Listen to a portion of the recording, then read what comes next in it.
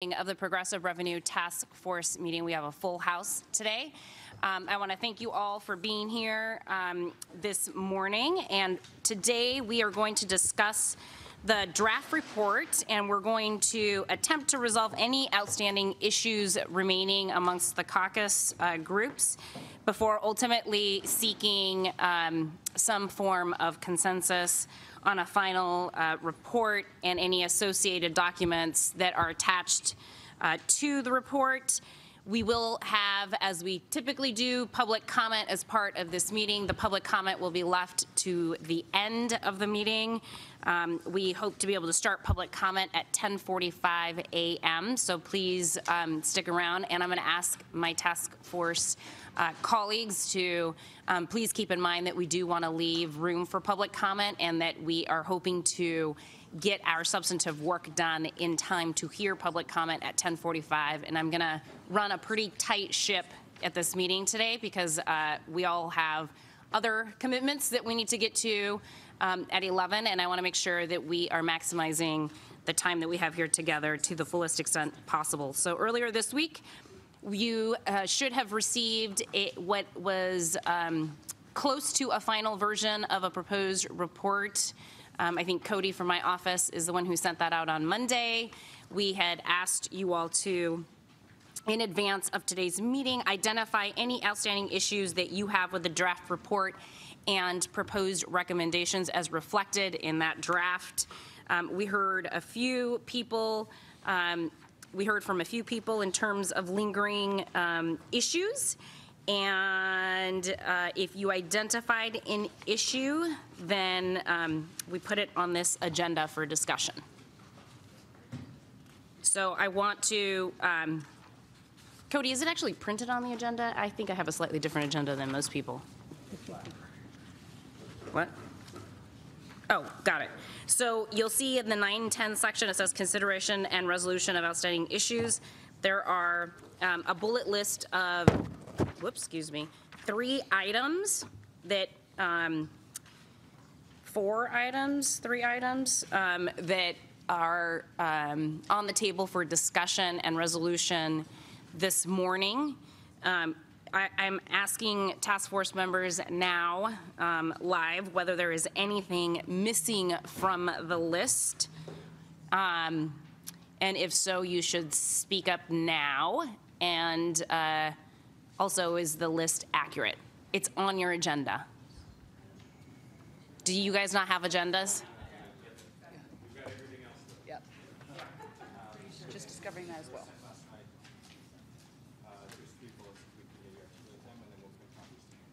Okay, so they were not printed, but it was emailed to you all last night. The three items on the agenda are consideration of Title VI businesses subject to IRS Code 280E, possible application of skin in the game, and AKA alternative minimum tax, potential collaboration with the Small Business Advisory Council, discussion of the high rate or high end of proposed employee hour tax structure. And then we need to confirm approval of changes that Councilmember Herbold emailed out in a email last night. Does that accurately reflect the issues that are on the table? Yes. I just wanted to add that there's going to be one addition for review of the sample budget that the Joint Caucus reviewed last week that we just wanted to make sure everyone had a chance to see today. That's the only other addition. Okay. Does that still require consensus from the task force? Kirsten, the chart, does it require consensus or is it simply illustrative? Okay. Okay, speak now or forever hold your peace. Okay, so it sounds like we have the identified list of issues that we have before us to discuss, and it appears that I have accurately characterized them on the agenda verbally, at least. I apologize that you all don't have a hard copy of the agenda yet. We are getting those printed, and we will bring those down right away for you. So let's go ahead, and should we start with some of the edits that you suggested, Councilmember Herbold, and throw those out to the task force for discussion and action? I'll hand it over to you. All right, great. So apologies for the late suggested edits. Appreciate your indulgence. So there are some suggested changes, and I think Shannon from my office summarized them within the text of the email sent last night. The first is under the overview and includes, I think, a statement that is important to include because it, I think, is driving a lot of our conversations today. And it's a quote from the last year's proposed budget from page 2, but it just recognizes that there, and this is also an issue that I think came up with within the context of the budget discussions around EHT last year, is the nexus around economic growth and increased needs to address homelessness. The second edit is, suggested edit is on page 4. Again, really trying to, page 4, item 1, under the employee hours tax heading, trying to capture the concept that without progressive revenue, we're actually, and I think that there might be some tweaking that needs to be made here, because I don't think this quite captures the intended words that were on the paper that I shared with staff, but I don't think I want to say maintain continuation of policies that fail to capture extreme growth and wealth, but the intent is to clarify that without progressive revenue, we're actually protecting the regressive system and the failure to adequately capture growth. So I think there might be some tweaking that would be useful there. So I'm sorry, Councilmember Herbold, can you go back and just, I understand that the words may not be aligned with what you were trying to capture here, but can you try to explain again what the intent is Sure. of this edit? Really, it's. I think the word that I might want to replace is the word policy. So it's not maintain continuation of policies that fail to capture extreme growth and wealth, but maintain continuation of tax structures that fail to capture extreme growth and wealth. Okay. Page 5, I think it's important to note that sort of the converse of the first part of the sentence. The first part of the sentence is there's not data establishing that an EHT-like tax adversely impacts employment opportunities. I think it's important to note that there is a lot of data that shows that business-friendly climates are jurisdictions that adequately address a variety of needs that make a city livable and attractive to employers and employees, and are successful in moving goods and services and people. The next, and I think this is the final suggested edit on page 7, is including reference not just shelter and housing, but the unsheltered population, and that by failing to address the bottleneck that we're talking about here, it ultimately has the greatest impact on our unsheltered population. That's it. Okay. Any discussion?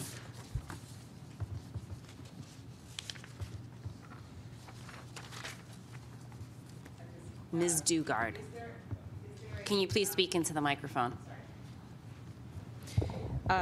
Is there a rewrite that Councilmember Herbold that you have in mind for that sentence on page 4 that you said would need tweaks?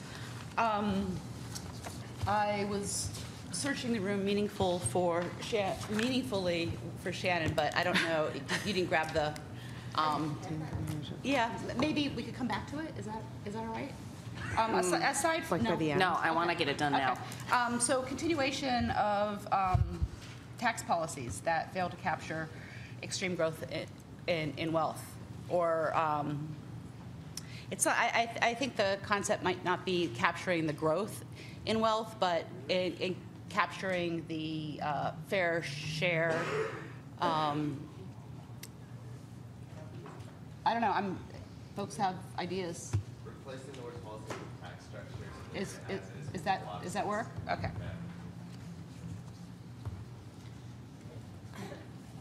Katie, Sorry, I don't want to make this more complicated, just the. you got to turn your mic on. Katie, you got to turn your mic on.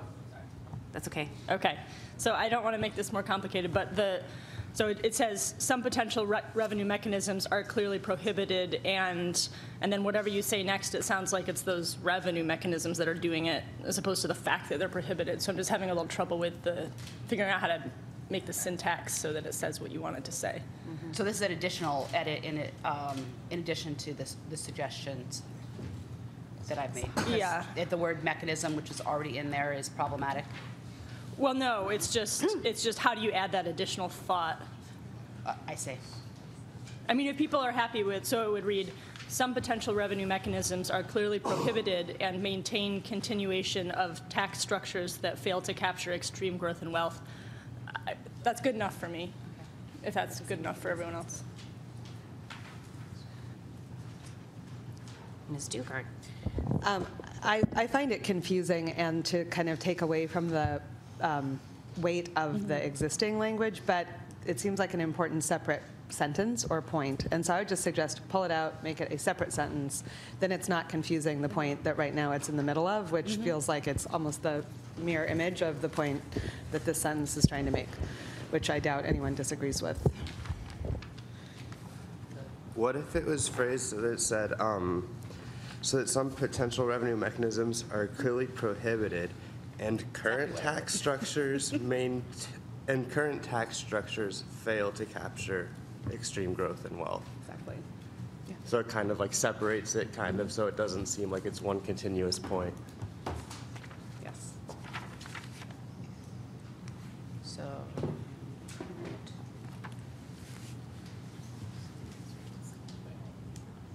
Yes. Although she's trying to get at growth.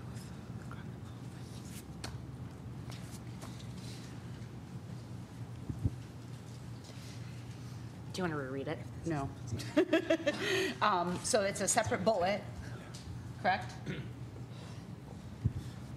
No, I think it still fits in the sentence there, but I think with like so it would so that some potential revenue mechanisms are clearly prohibited, comma, and oh man.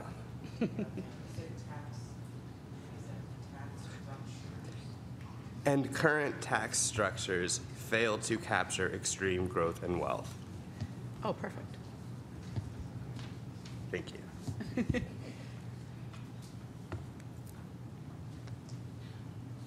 I feel like if we're going to do it that way, we should put it at the end of the sentence, because otherwise that last part about The while many yeah. carry So you legal. could say, so that some potential revenue mechanisms are clearly prohibited, while many carry legal uncertainty to varying degrees, semicolon, and current tax structures fail to capture extreme growth and wealth, or something like that.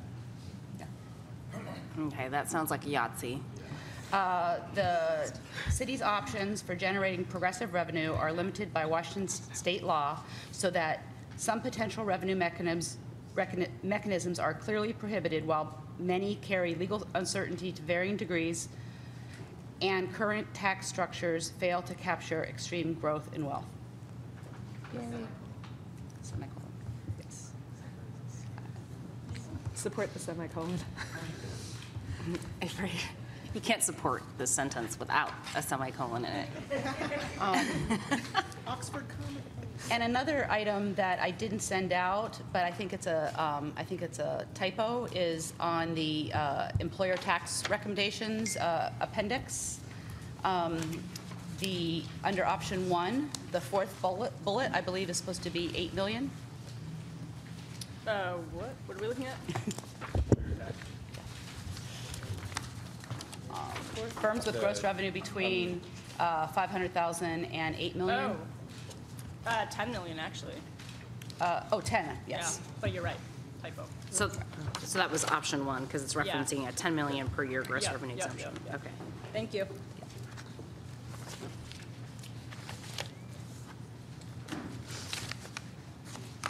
Okay. Anything else, Councilmember Herbold? So we spent a lot of time on the second to the last edit that Councilmember Herbold has submitted to the draft report. Are there any comments or discussion or concerns about any of the other edits that Councilmember Herbold distributed to the task force last night?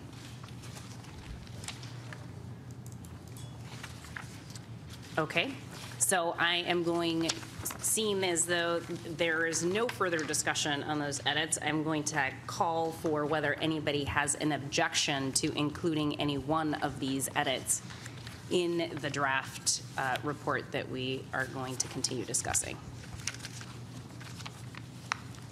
There are no objections, so it appears that we have consensus around those edits, and we're going to move on to the second issue now. Okay, the second issue that was raised for us in email correspondence is one with regard to consideration of Title VI businesses subject to IRS Code 280.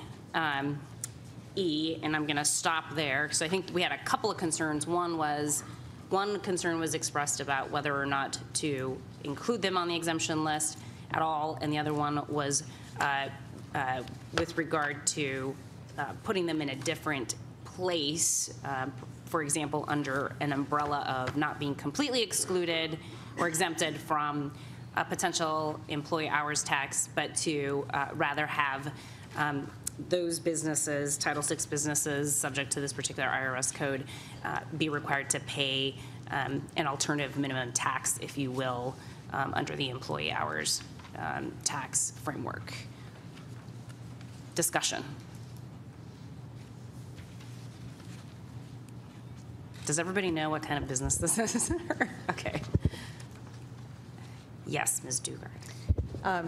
So I strongly support the inclusion of the exemption as written, and also strongly support the skin in the game concept that I believe Kirsten put forward. So I would hope that we end up in that place where there is a general exemption and then there is a skin in the game explicit reference to these businesses.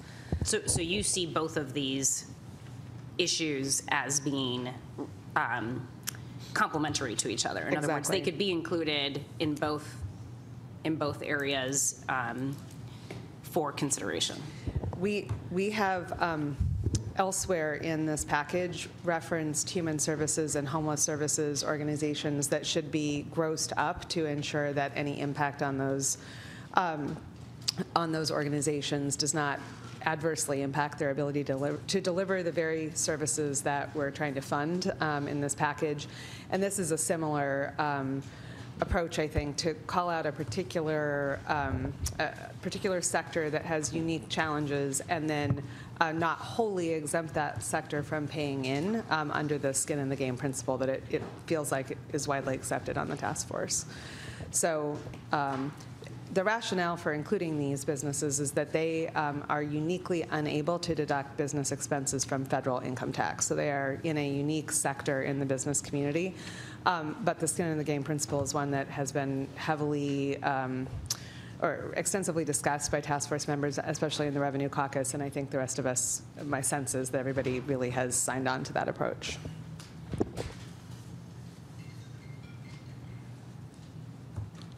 Okay. Any further discussion? Yeah.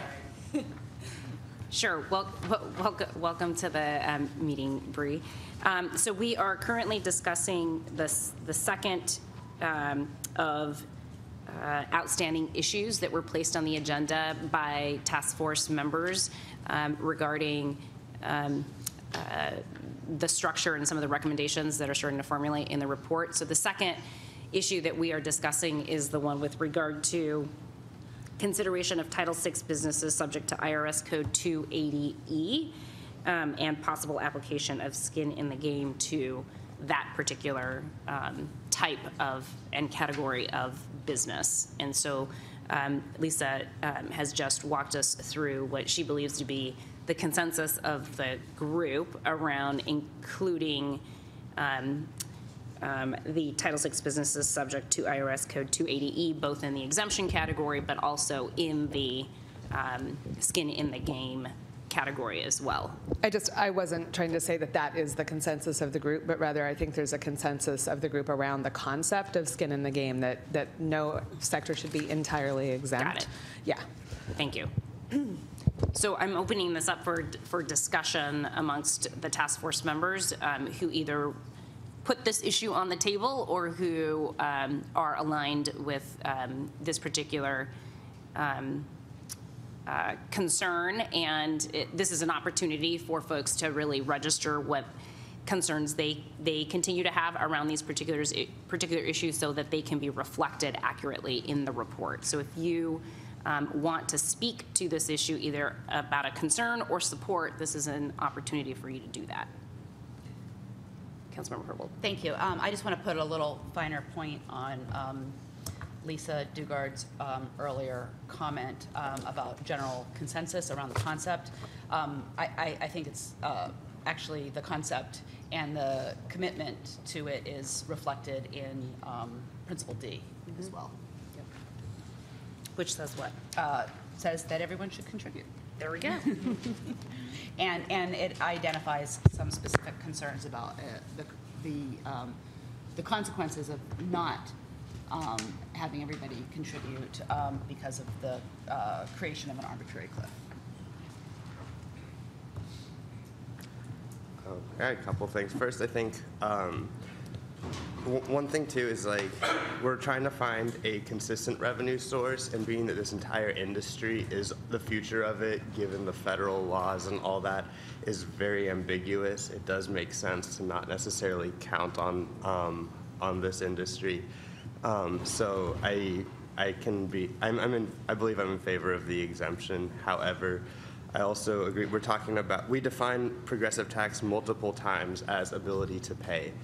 And I think if anyone's been following this industry as well, there's no doubt that there's ability to pay here. And I think that at the very least, if we're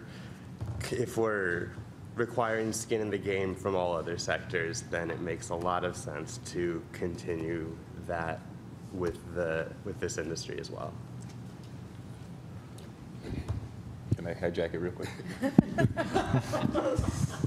Chris. I need to talk over Ian here. No, I want to support what Lisa was saying about the skin in the game. I think that's a great concept on this, and I think that for two reasons. One, I think the businesses over the certain threshold that are going to be subject to the greater amount of this tax need to know that everyone's in it, and it's not just that we're picking on them. But the second thing is it's a considerable amount of revenue if you look at it, because I think that the city of Seattle folks said there's like 18 to 20,000 businesses who would be under the threshold, and if we say put $500 on each of those businesses, that's $10 million, and that's a big chunk of change. So I think this is and that's not a small amount for a small business, but it's not too much to pay. So I totally support that. And now Ian. So I support Lisa's idea too of skin in the game, but I want to add that this isn't just pot retailers; it's also producer processors, and that's a different. They're failing pretty rapidly in Seattle, the producer processors, and we're losing those jobs to other parts of the state, mainly Eastern Washington. And I think you have to look at it that way, that all these businesses it's not a healthy industry right now, and it's barely hanging on actually in Seattle. But also point out that if it changes on a federal level and 280E goes away, all these businesses will be paying the full amount of the head tax.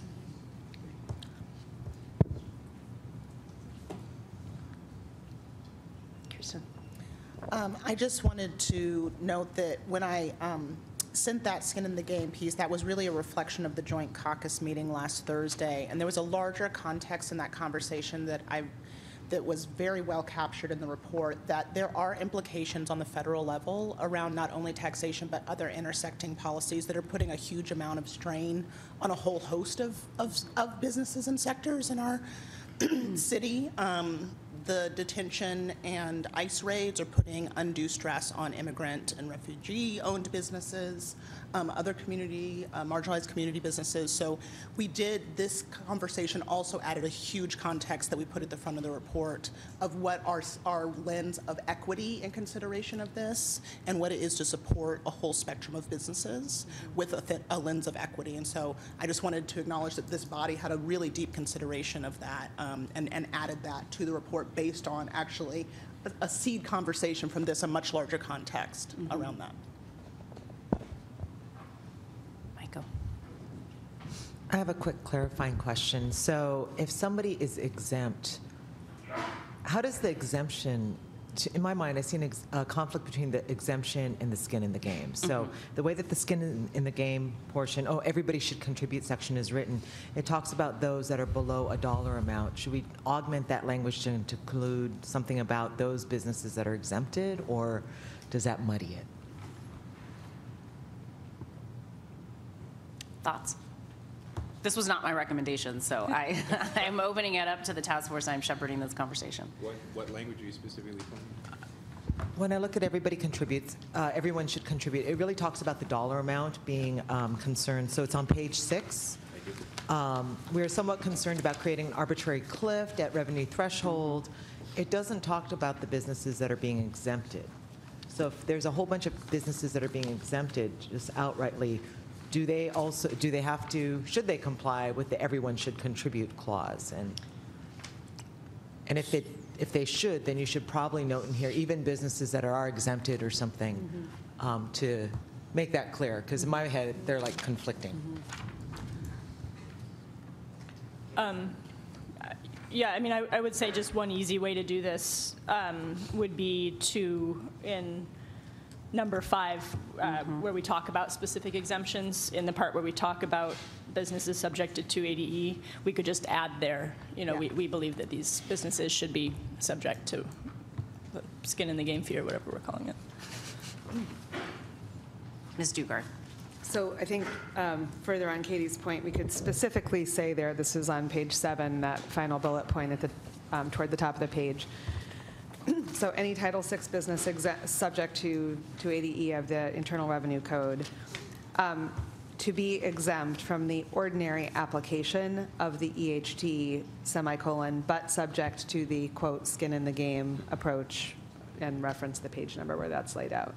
So exempt from ordinary application does not, that's really what we're saying, is that it's not just going to go into the sort of formula and crank out a number, but there will be a contribution.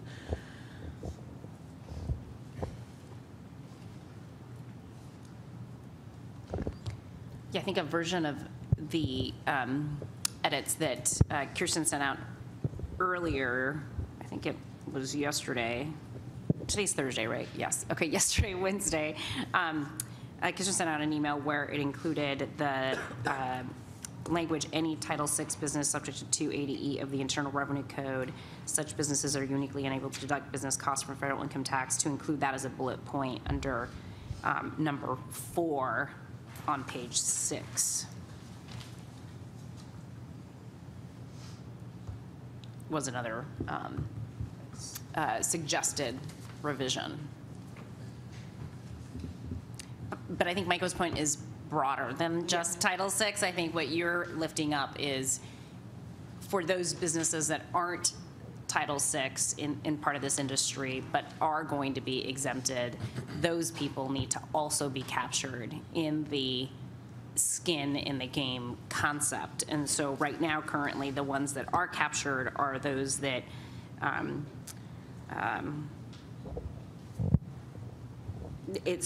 I think maybe it's a little confusing because there's an example of what type of revenue we're talking about would be captured under skin of the game. And so I think what we're hearing from Michael is a suggestion that we clean up the language to make sure that the intent is clear, that that there is consensus amongst this group about the concept and principle of everybody paying into the solution. We did talk about exempting single or businesses with no employees, right? Like Uber drivers, correct? Just single. I think the assumption has been that they're totally exempted. Yeah.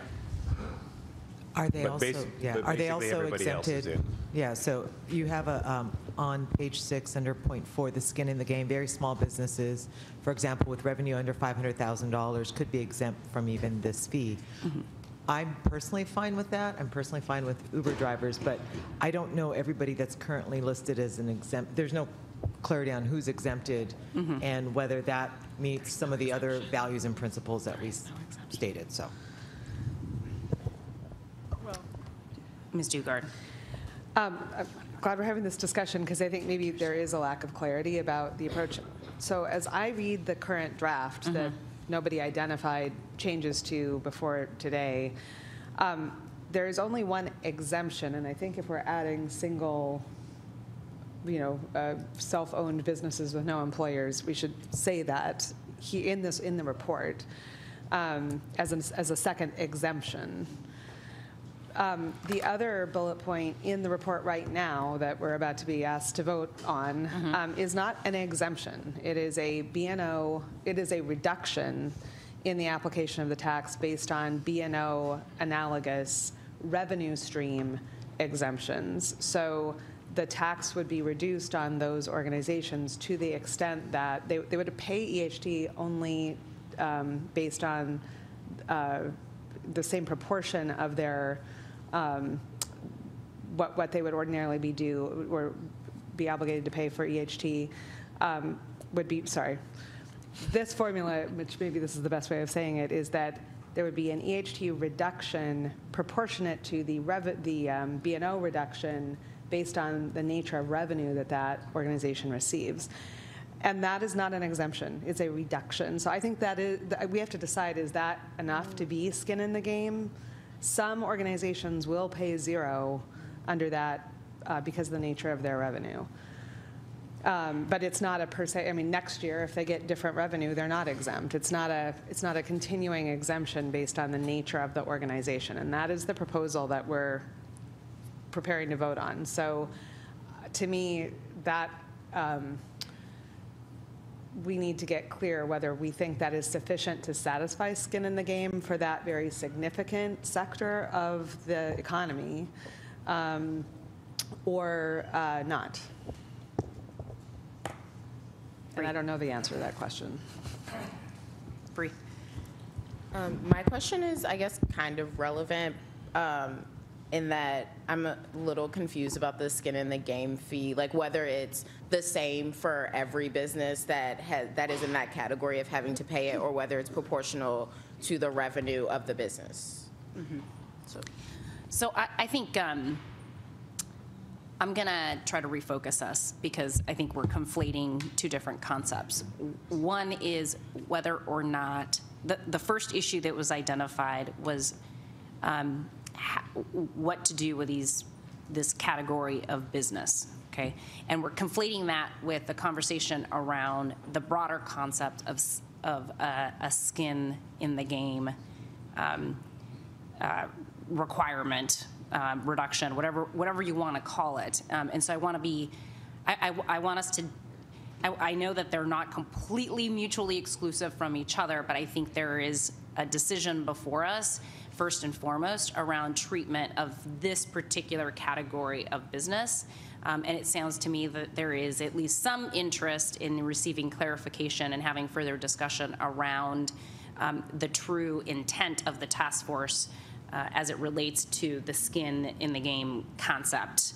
And I swear to God, I've never said those 3 words more in my life than 4 words in my life than I have this morning. So I think, let's deal with the Title VI issue that was put on the table to begin with, and then we can move on to the broader conversation around around this reduction in obligation to pay the employee hours tax as Ms. Dugard has identified. So I'm trying to get a gauge of, it sounds to me like a moment ago we had reached some level of consensus around making sure that these Title VI businesses were both included in the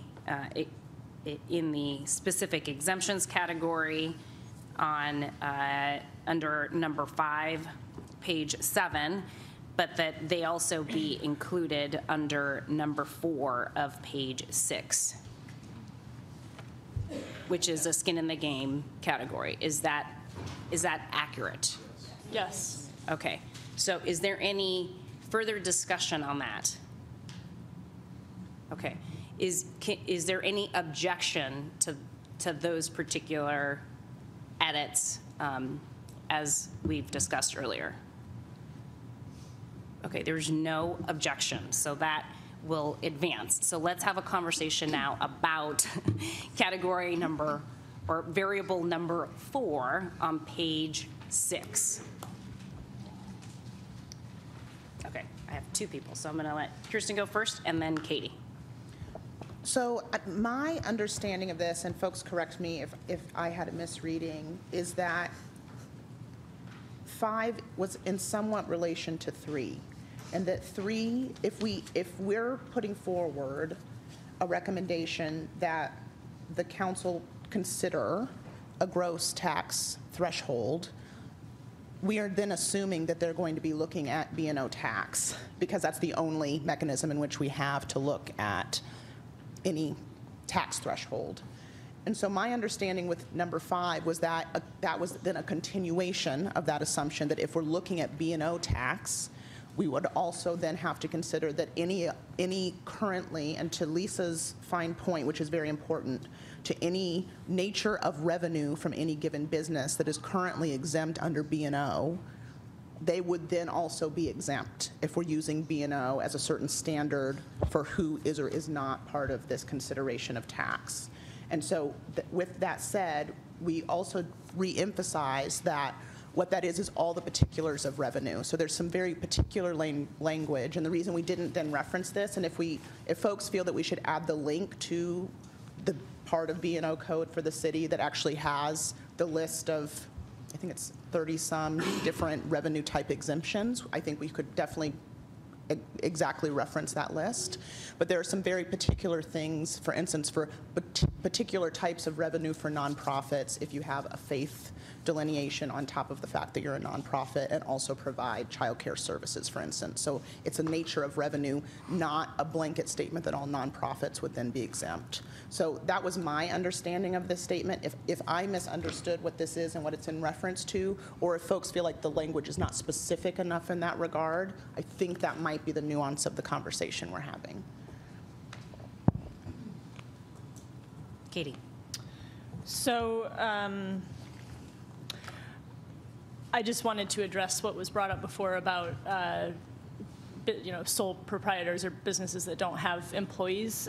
So this is not reflected in the way the report's written, and perhaps it should be, but in the information that central staff gave us about how one could do a skin in the game fee, it wasn't just saying you pay a certain amount. It was saying you're paying $300 per full-time employee for the first employee, and then subsequent employees are exempted. So it would only kick in if there were, in fact, at least one employee.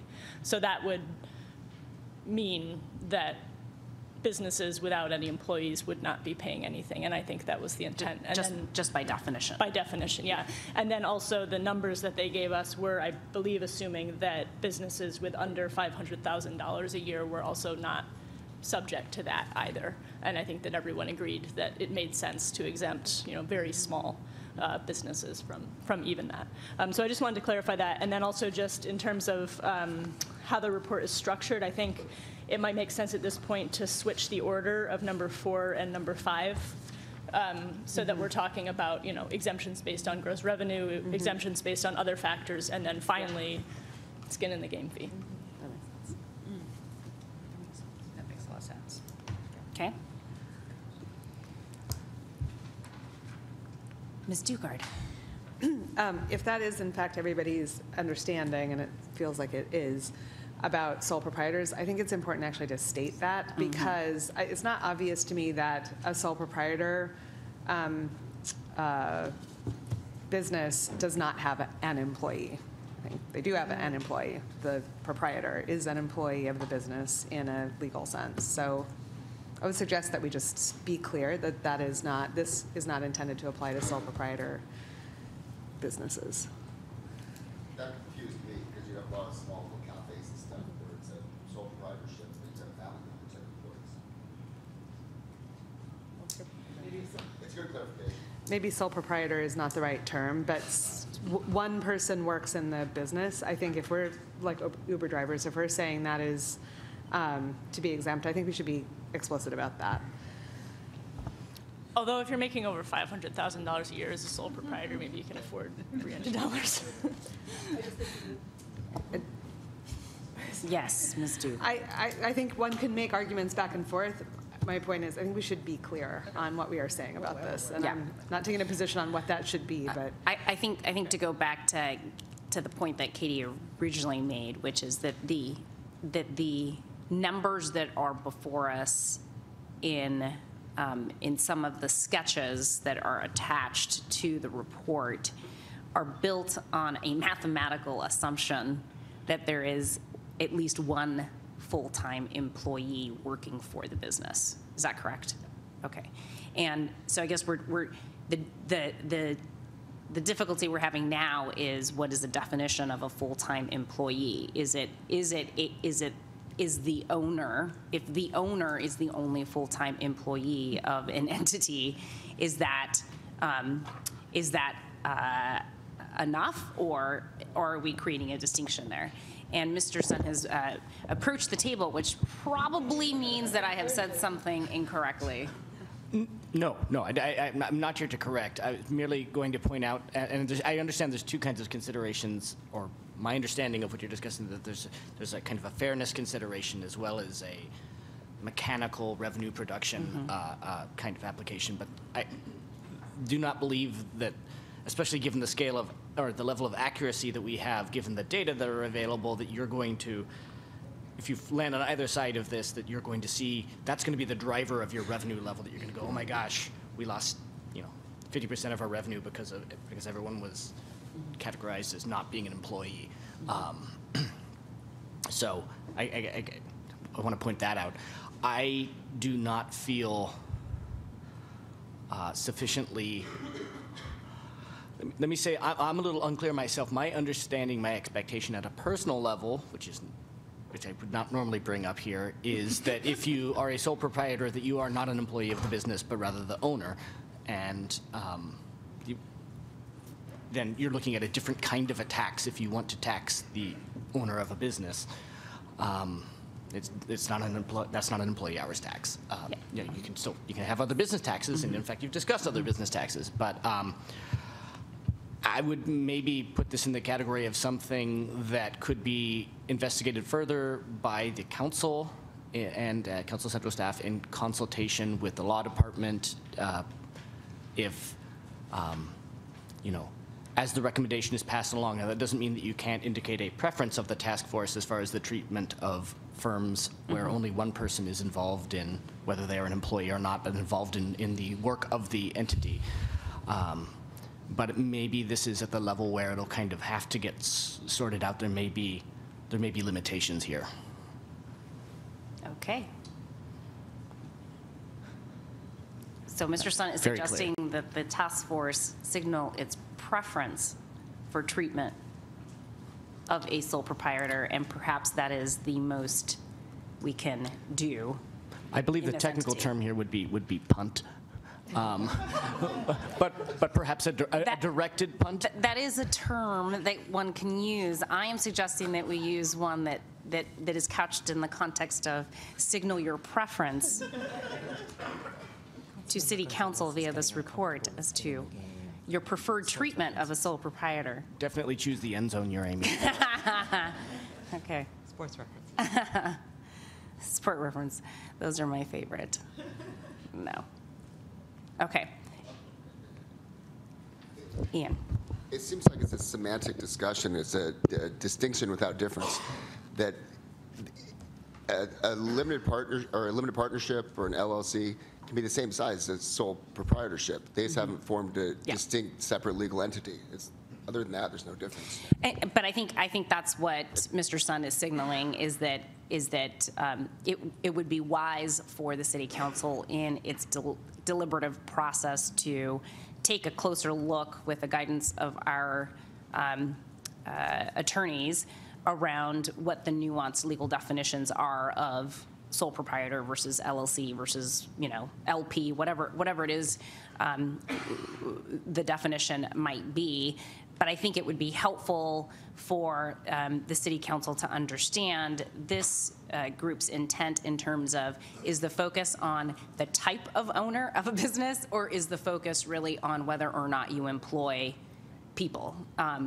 And I will sort of show my bias towards, I think that the real crux of the issue here is whether or not an entity, regardless of what type of business it is, has employees that are truly legally defined employees. And so if that is consistent with the intent of this group, then I think that it would be appropriate to signal that within the content of the report.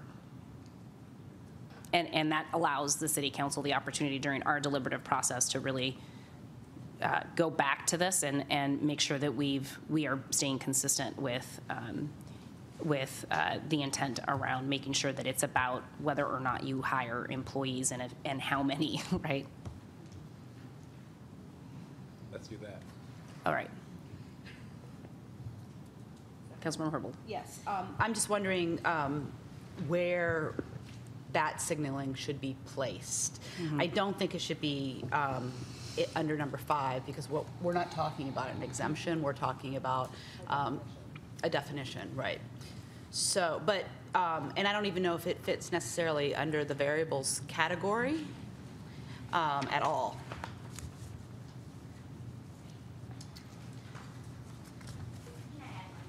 No, we're not taking any comments from the audience.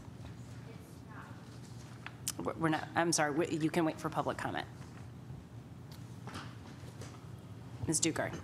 So I would suggest, I think we should think of this as a definition rather than an exemption or anything like that. We could put it on page 4. We're just defining an employer, subject to this analysis, to be somebody who employs at least one other person besides the owner, right? Looking over there at the experts on employing people. So that could go on page 4 under employee hours tax. It's just a footnote or a side note defining what employer means for the purposes of this report. And it means an entity that employs at least one person apart from the owner. Mm-hmm. How do people feel about that suggested edit? Councilmember Herbold. People love it, I can see. I know, right? I love it. I definitely love it. I'm just looking for the exact right place to put it so that it doesn't have to be a footnote, but I'm not finding one, so maybe a footnote's the best way to go. Yeah, so I think we can work on placement, but it's not in terms of maybe not burying it in a footnote, because it does seem too important to bury in a footnote. So I think we can work with staff over the next couple of weeks in finalizing the report to find an appropriate place for this that is true to what we're hearing here, which is that it is a definitional concept that the task force feels is important to communicate in the report, and we'll find a place within either the principles or under the broad heading of employee hours tax right before principles on page 4 to place that language. Is that acceptable? Okay. That, Mr. Sund, was a punt.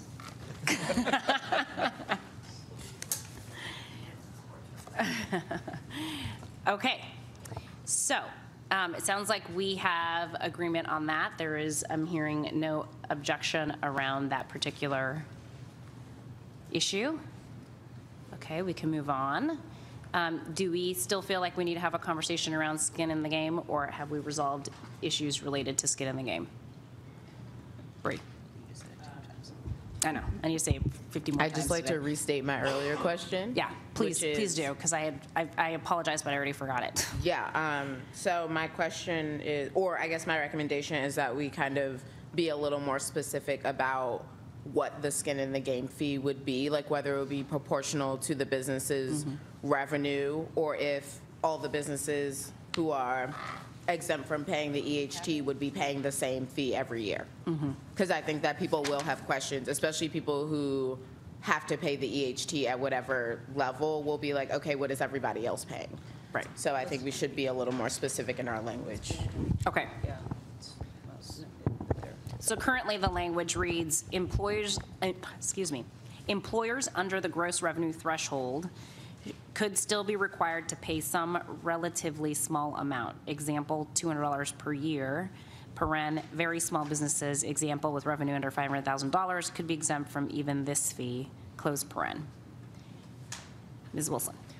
So could we just add the word fixed, so small fixed amount, to clarify that we're just talking about a single amount that each one of those businesses would pay, not proportional to revenue or employees or anything? Does that clarify? Tony? Yeah, I also understand that if we're using it based on the gross revenues threshold, that we cannot actually graduate the rate. So if you look at the employer tax recommendations, it actually, under each category, I think it actually has that minimum fee as the third item, or the last item. So you're referring to this document that says employer tax recommendations? So would it be helpful, Bree, in responding to your question and call for clarity, if we referenced this attachment in the skin in the game section on page 6? Would that be helpful? Yes. Could we also maybe remove the soft language on that? It says, we could do this. I think we should say we recommend this, because it seems more optional, even though this is a template Okay. that we're putting forward. So then that modification would read, employers under the gross revenue threshold should be required to pay some relatively small amount. Shall. Shall. The same with the $500,000 exemption. Okay. Yeah. Daniel, I'm sorry. I Da- couldn't Daniel, hear can because you- weren't on the mic. Sorry, I was just noting that the section in parentheses following that sentence has the same problem he's just identified with the word could.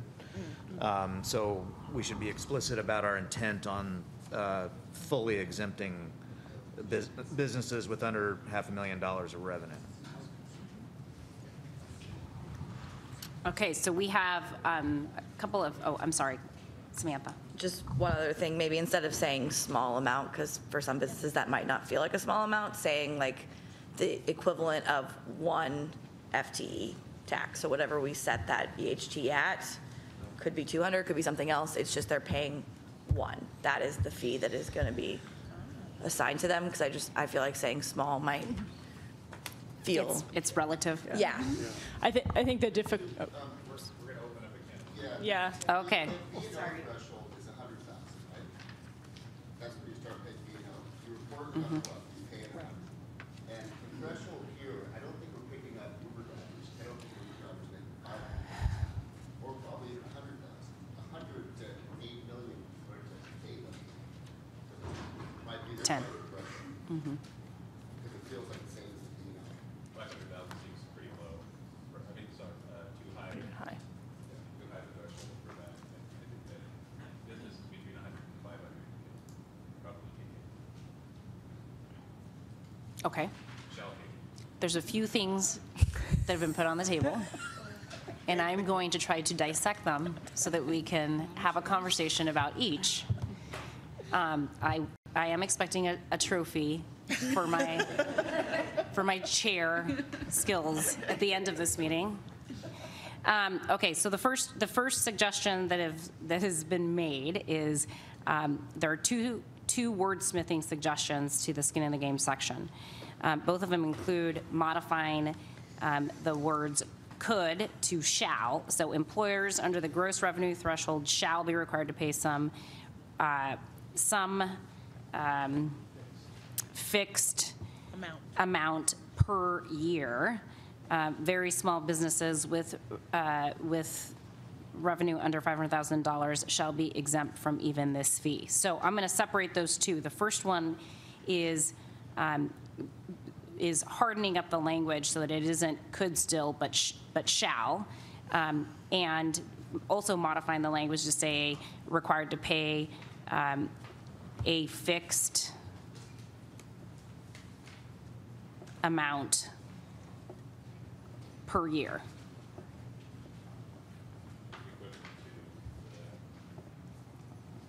Equivalent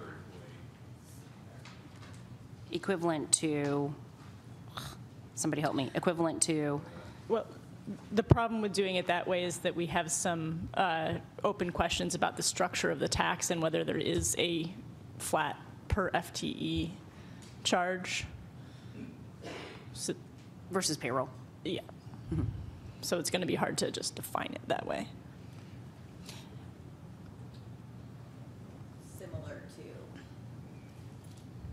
the lowest level of the PhD. Well, since it's not defined yet. Well, I think the issue is, depending on which track they go, the equivalency of an FTE will be hard to determine, because if we do a percentage of payroll, you won't be able, it will no longer be able to have the moniker of a head tax. That will no longer apply because it won't be a flat fee per employee. And I would also say, I mean, at this threshold, back to what Eric gave us a reminder of earlier, we're talking about, I think, a pretty small percentage of the overall total revenue that we're looking at annually. And administratively, there is some huge advantage, I would say, to a flat fee once we set this particular threshold. So I would recommend we just have maybe a substantive discussion about whether we want to, instead of giving 200 per year as an example, actually decide on a specific flat fee dollar amount. I don't think we can do that. I think that there's enough question about what the precise structure of the tax will be. I don't feel like I could say it should be 200 or it should be 500 or. For the skin in the game fee? Well, the skin in the game fee is separate from the other question completely. Yep. So that's why I'm recommending it, because it feels completely separate from the other consideration, which has a whole layer of questions that have to be explored by the council. Price is Right style. Let's do this. Bree. I'm just a little concerned if everyone who pays the skin in the game fee has to pay the same thing, because that kind of like ruins the concept of equity.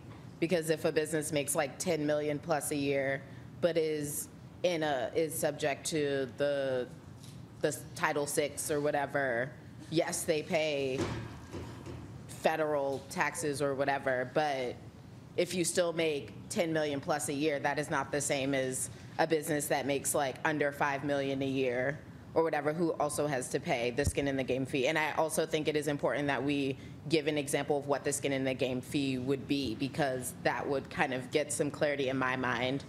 At least if we aren't going to make things equitable, we can say, all right, a small business isn't paying like a severely like disproportionate amount compared to like a bigger or more profitable business. So I think we should address like one of those things for me to be comfortable. Okay. I just want to say that's not necessarily true. There's businesses that generate $100,000 in revenue that make $50,000 in profit, and then businesses that generate $9 million in revenue that make $10,000 in profit. So it's hard we can't just point to gross revenue and assume that there's a certain amount of profitability. It's going to trend one way or another for sure, but I don't think we can. I think Katie said that we can't really graduate this based on the amount, the gross amount of revenue. I hear what you're saying, because it makes sense in my mind that, like, okay, well, if they're making this much, then they're probably, if they're grossing this much, they're probably having a larger net revenue than somebody who's grossing half that much, but it doesn't work that way a lot of the time. Well, then I guess the second part of it is, can we agree on a suggested skin in the game fee? I would like to do that as well. Well, $395 was thrown out there. Okay. We really could do this. Is that your favorite number, Chris? Is that how much an Apple Watch costs?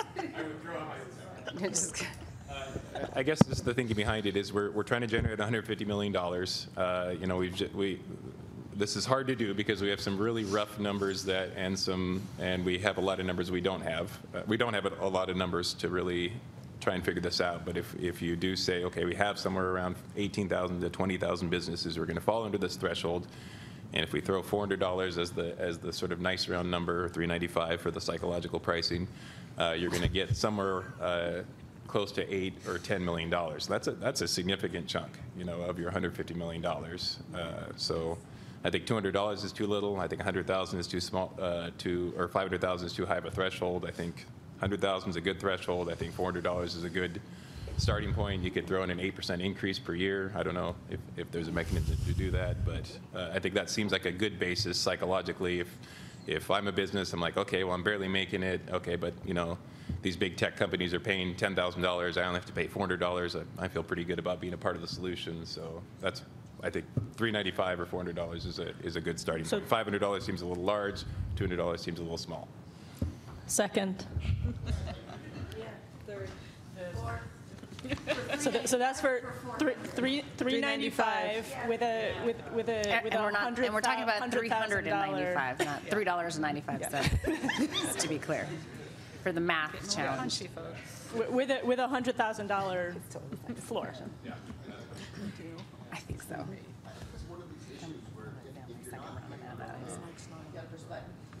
I think it's one of these issues where if you're not paying, you just don't pay attention to the world around you. But if you're paying $395, you're going to pay attention to what's happening. I think that's important. Okay, I'm appreciating the enthusiasm around 395. So, is there? Okay, so now I'm going to start over on what we are deciding here. So we are deciding that there would be a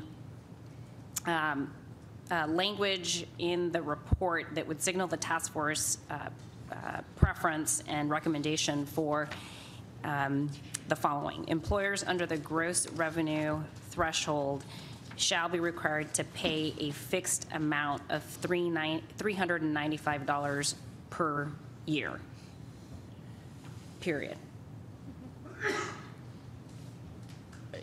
And we want to then specify the $100,000 floor as well. Okay. Be prescriptive. That seems like it's a second bullet point at this point. I'm having a hard time. Combining the two concepts in one sentence. So can I just? Is there any objection to the first concept as I've articulated it? Okay, no objection. So we have consensus around a recommendation that will include employers under the gross revenue threshold shall be required to pay a fixed amount of $395 per year, period.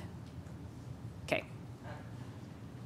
And then, okay, you're fine with that? Yeah.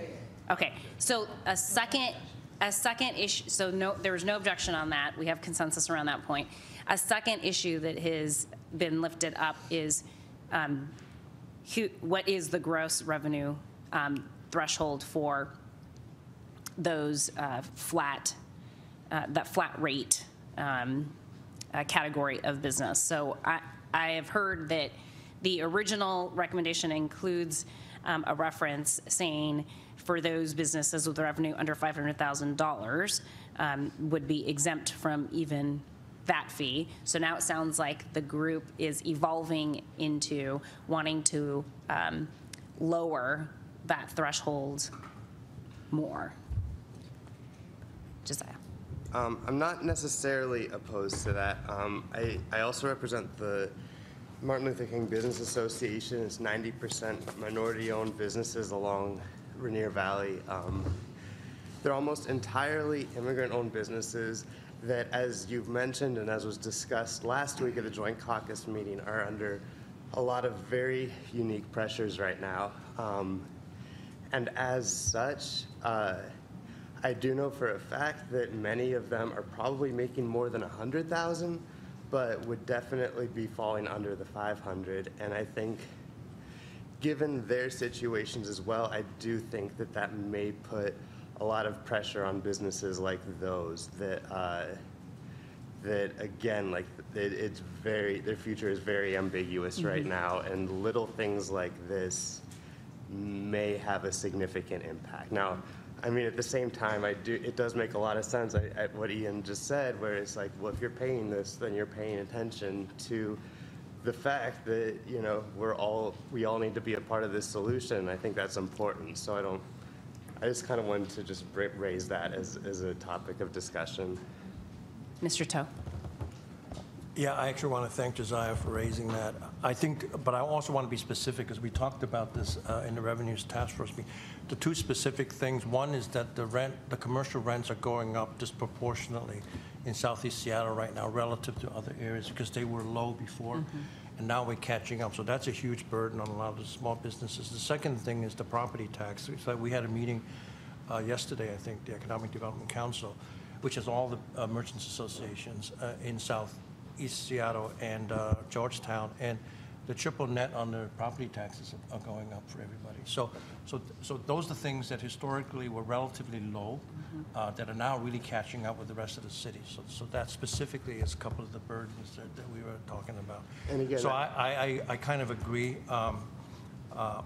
with Josiah on that. It very much disproportionately affects those businesses. Mr. Malone. Well, I was fine with the $500,000 threshold before this conversation, and definitely am back to that now after hearing these last two comments in particular. I think if somebody was right at $100,000 and they had to pay $395 fee, that's 0.4% of their entire revenue for their business. That feels regressive, frankly, and that threshold just seems too low to me.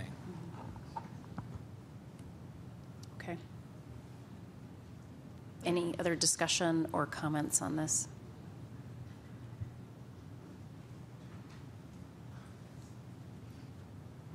Okay. So it sounds like we have folks who are concerned about lowering this threshold from $500,000 to $100,000, $100,000 in revenue, largely focused on race and social justice realities and issues. One of the things that I will share with you all is that over the weekend, I had an opportunity to have a conversation with both Katie and Lisa Dugard around similar concerns.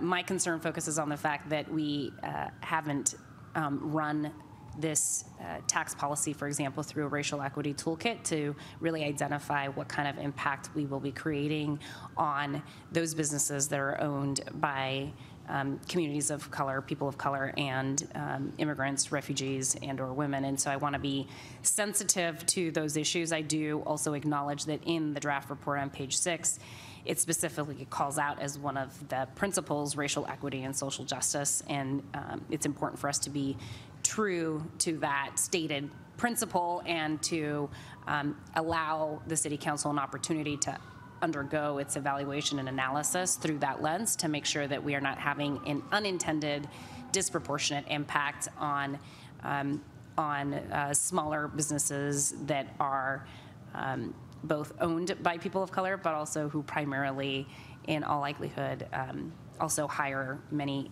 people of color as their employees, and so we want to be sensitive to balancing the needs there. So my suggestion is that the task force keep the language as is in terms of setting the gross revenue threshold at $500,000 and saying that those who are under $500,000 would be exempt and all others above, up to wherever the employee hours tax begins to kick in, would be subject to the flat rate. Is there any objection to that? We talked about 41,000 a month and 500.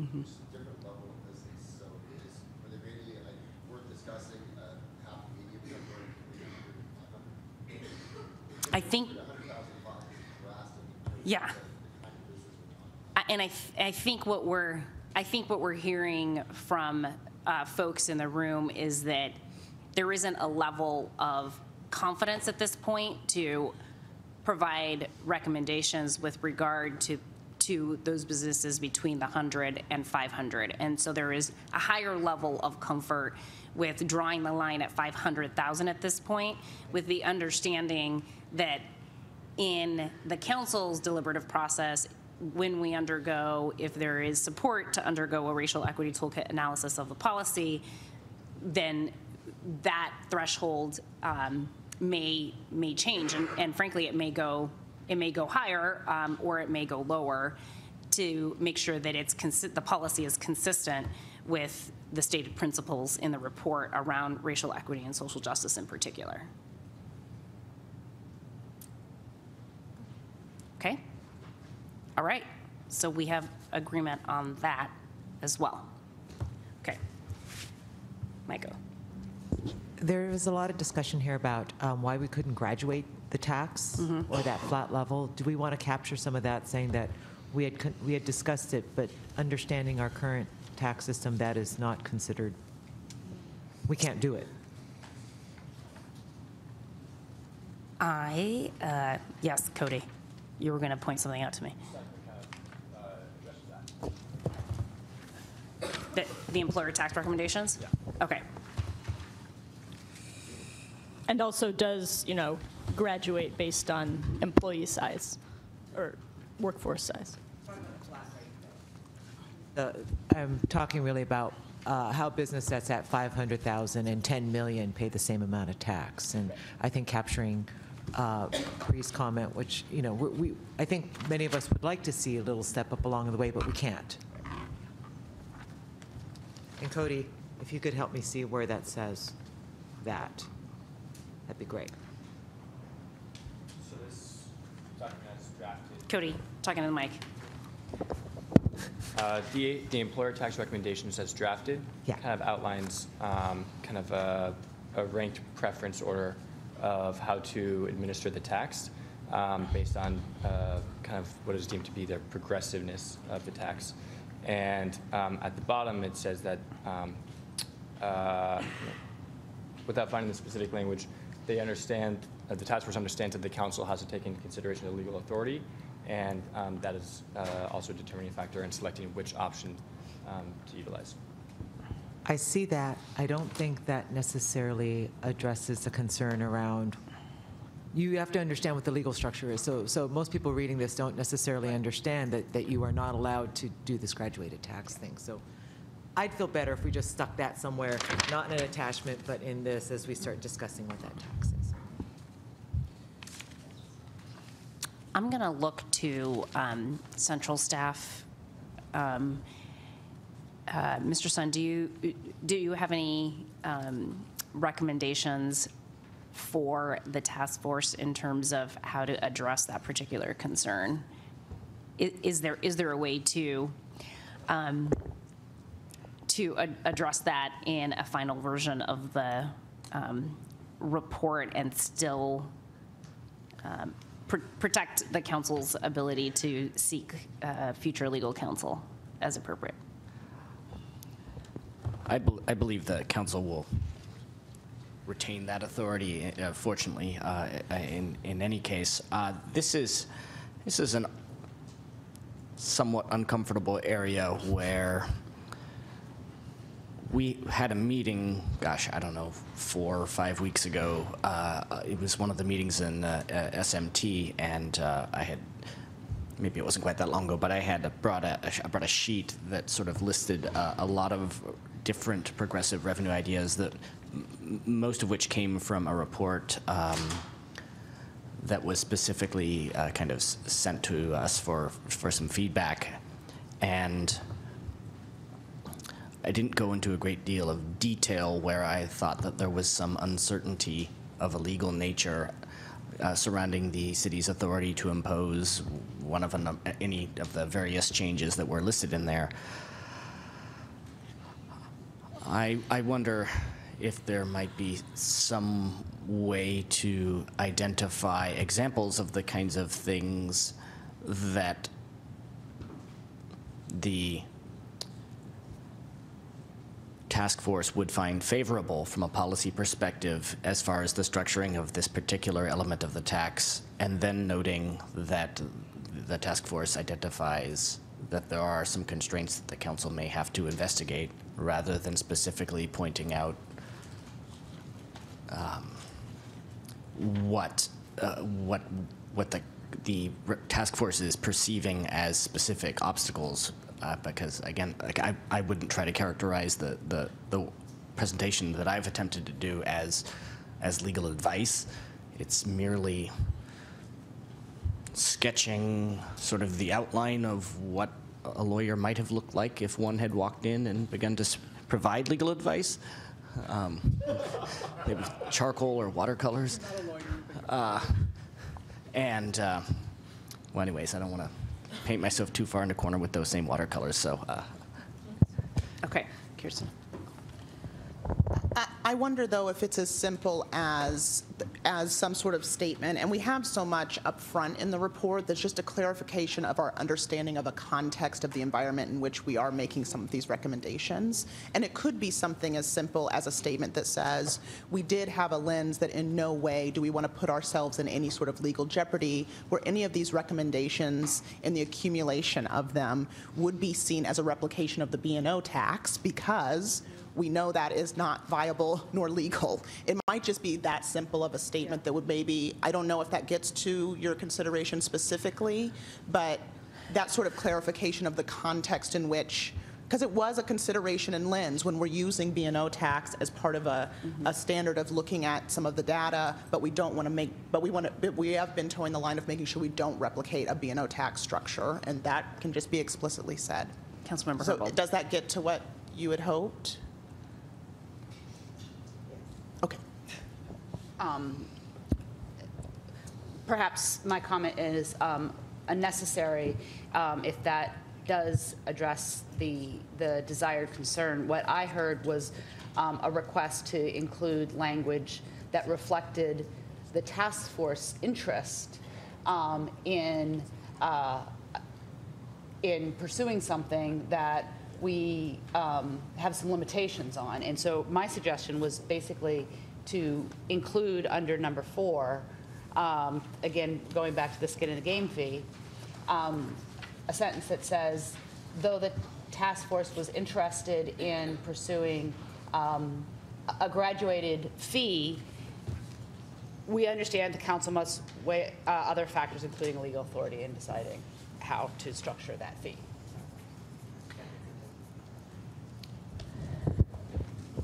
Ms. Dugar. I like the approach that Kirsten suggested because I think that we're trying to do something here. And I feel like there's a million options, some of which might or might not be legal, does not hit on what we're doing here.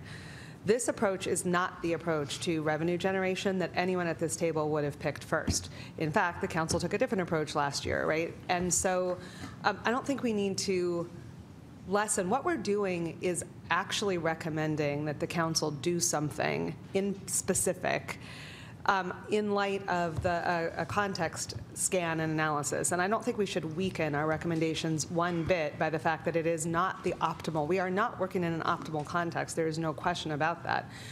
And yet we are making a strong positive recommendation. So I think that the general observation that though there in a ideal world there would be more progressive options than the approach that we are recommending here today. We are working within an actual context, and the urgency of the situation calls for using revenue sources and approaches that are unquestionably available to the city. And that is really the point, right? It is, yeah, it would be interesting to experiment with other things.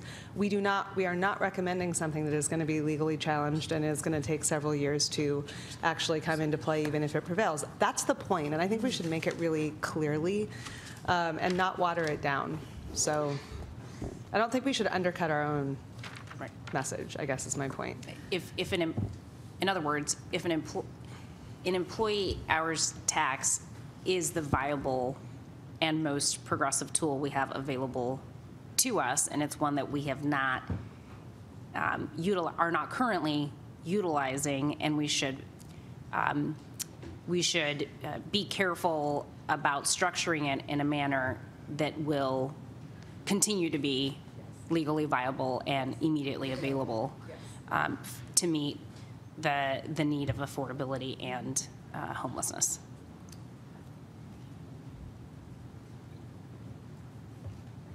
Okay. Yes. Okay.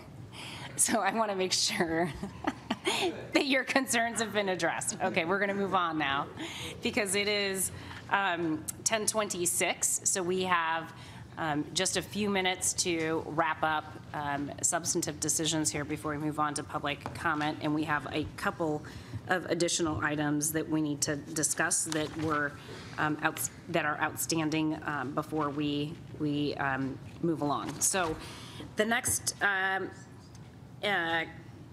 item on the outstanding issues list is potential collaboration with a small business advisory council.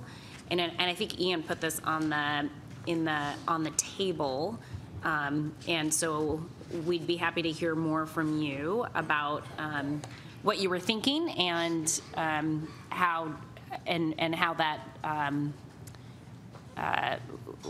would be distilled in a report here. And I was talking to Tony. I might have the name wrong. If Mayor Durkin's, is it the Small Business Advisory Task Force or Economic Council? Okay.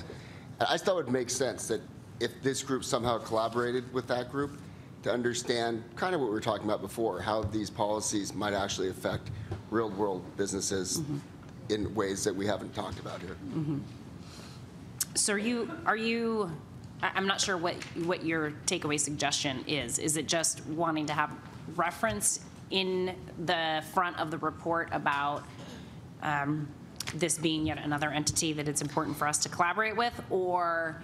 In issues of time, and this, I brought this up very late. Just take it off the table. Okay. Ms. Dugard.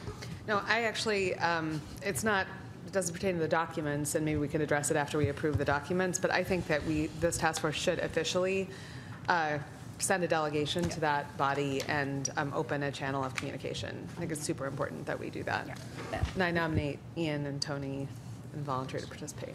Yeah, and Councilmember Herbold is a member of that particular entity, so there is, and I think Councilmember Mosqueda is as well. So we have council representation on that entity and are following the work of that body very, very closely, and do agree that it has a nexus with the work that we're trying to do here. But I feel like what Ian is, if I can try to capture this, what Ian's saying is that kind of at a community level, that it is a peer-to-peer overture that could have value, and that there are some of us who are interested in pursuing that, connecting those conversations, and explaining where we were coming from, and kind of translating this work. So, yeah. I agree that there are better message carriers than me to have that conversation. And I think the peer-to-peer conversation is super important, but in my role as a member of that group, I can work with executive staff to get some time on a future agenda. Mr. Toe? Yeah, I think there's a lot of technicalities here that people don't know. And there's a growing sense in the small business community that they're not being heard. And so I think it's important that we don't ignore that. I think, so I would think any kind of assistance that we can help to have more, more channels of communication, I think would be helpful. Kirsten? In that same regard, I know we didn't have any direct reply to our letter that we sent to the one table, but I know that we also have channels open there, and just wanted to remind ourselves that we have we extended a branch there to stay in connection with that space as well. Yeah. It's relevant to the work. Okay. Any further discussion on this? It sounds like there doesn't need to be specific action on this item, but I do appreciate the lifting up of the need to make sure that we are maintaining open channels of communication with other entities that are doing bodies of work that will either be impacted by decisions made by council in this area and that are part of the overall solution to addressing the issues that are at the core of the work of this task force. Yes, Mr. Wirtz. Yeah, I agree with everything that has just been said. I just want to add, I do think it is really important that especially communicating with other small business owners, as a small business owner myself, I know when people come in starting to talk about taxes with me, I'm going to try to shut them down as fast as possible. So I also think they should have as much context and know very clearly where our conversations have gone and what considerations we've taken as well. So it also doesn't feel to them like we're just here, we're trying to convince you to be taxed, but they really understand our goals and what we've taken into consideration in our conversations. Appreciate that. Okay, great. Okay, we're gonna move on to our last pending issue, which is a discussion of the proposal to structure the recommendations around an employee hours tax that would garner $75 million. So if you all recall, the resolution that was passed by City Council set a sliding scale, if you will, between raising something that would raise between $25 to $75 million. The draft report includes the recommendation on the highest end of that spectrum of $75 million. We heard from a couple of people that are part of the task force expressing concerns about the fact that they feel that may be too high. Setting recommendations at $75 million would be too high given the per FTE tax rate that would have to be imposed in order to garner $75 million. So I wanted to see if we could find resolution to this particular issue and open that up for discussion, particularly for those of you who raised the issue. And I know that at least one person who raised that issue is not here, and that's Mr. Walsh, who couldn't be with us today. He, nonetheless, he says he supports the direction of the task force, but does want to raise the concern about his level of discomfort with what would ostensibly be about a $400 per hour FTE to garner $75 million on certain businesses, and so wanted to open that up for discussion. Sorry, for year. That would be very expensive. Sorry, I am still recovering from a sinus infection, so I apologize for my cloudiness. That would solve the problem.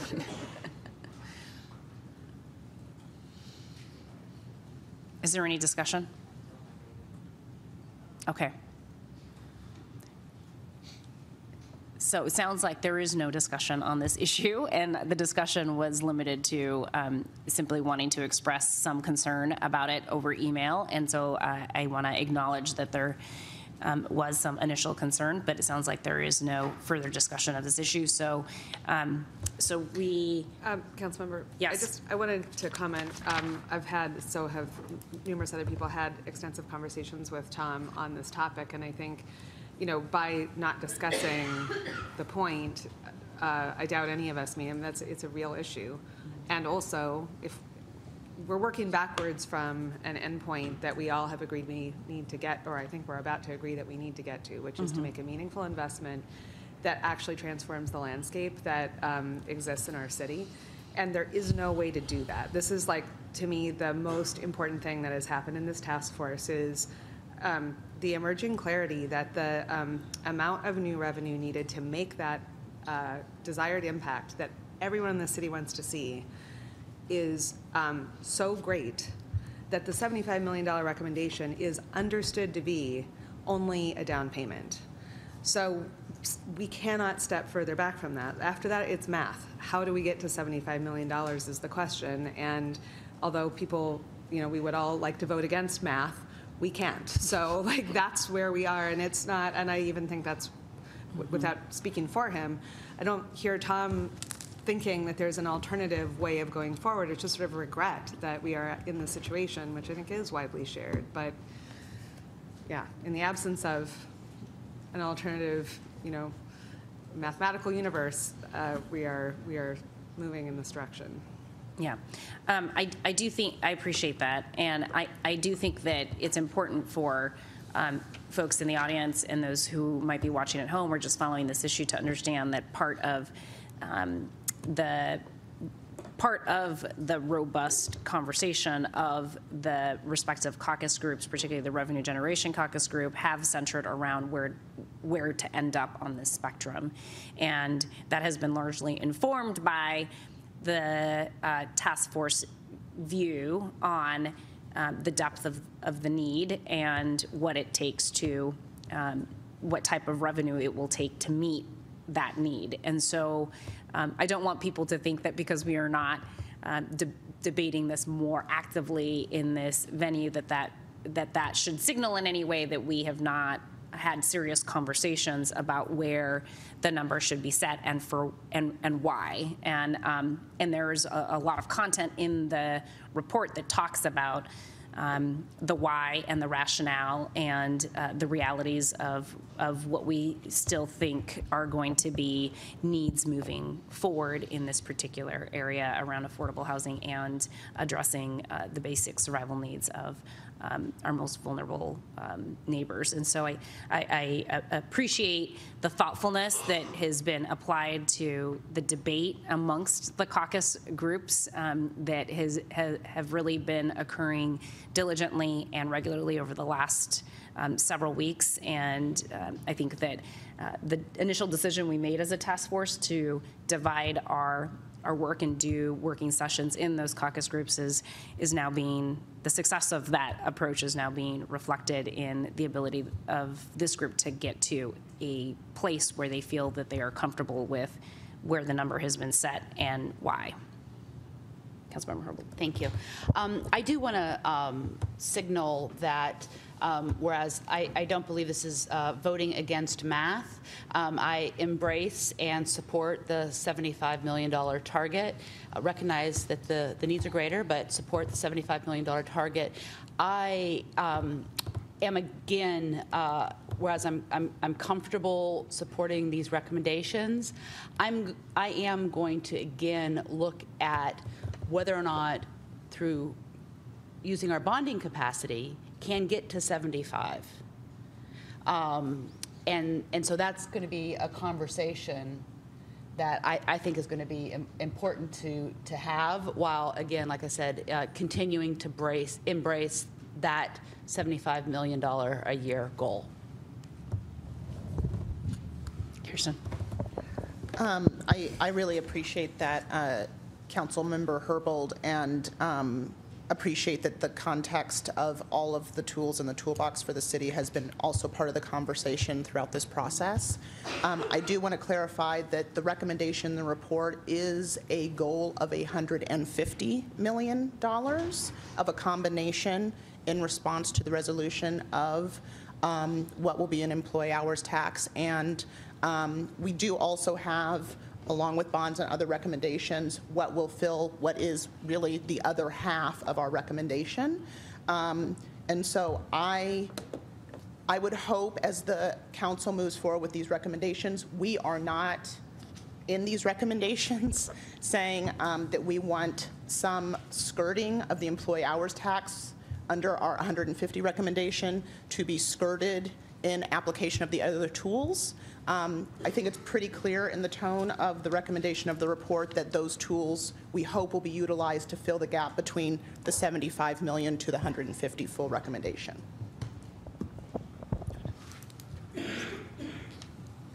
Yeah, just on the bonding point, that is discussed a little bit in the report, and I think the intent of, looking at how the city could use bonding is how can we stretch that 75 million further, or build more of that housing up front so that we can get a little bit closer to what is the immensely greater need that exists.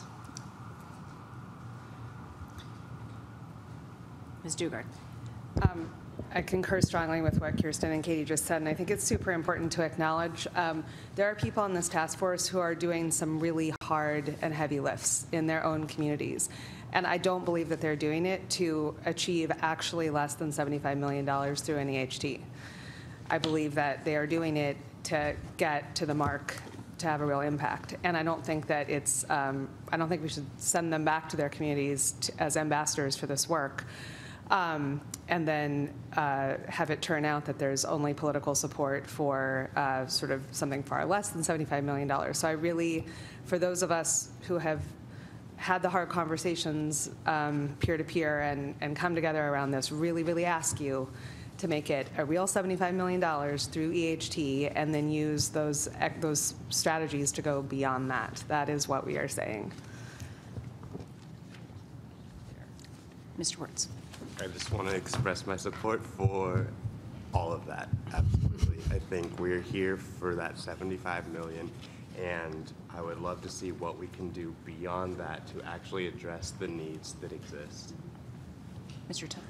Yeah, I also want to say that it's not like we just woke up and realized that we have a problem that we need $75 million to solve. There are some serious structural issues with the federal budget, which has been exacerbated with the tax cuts.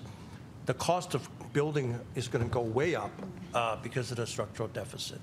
There's also market conditions locally so there's a lot of factors that have occurred in the last, 5 to 10 years that has created this problem.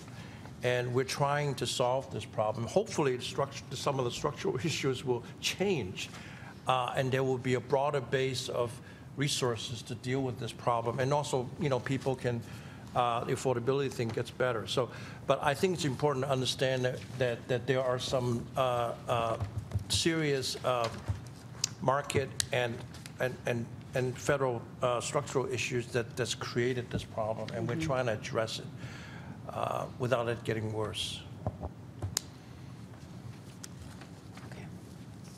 Do you want to make a comment? Yeah, I want to make one other comment. So the part of the report that talks about going beyond 75 million is the section that refers to other progressive revenue options on page 7, and then directs folks to Appendix C.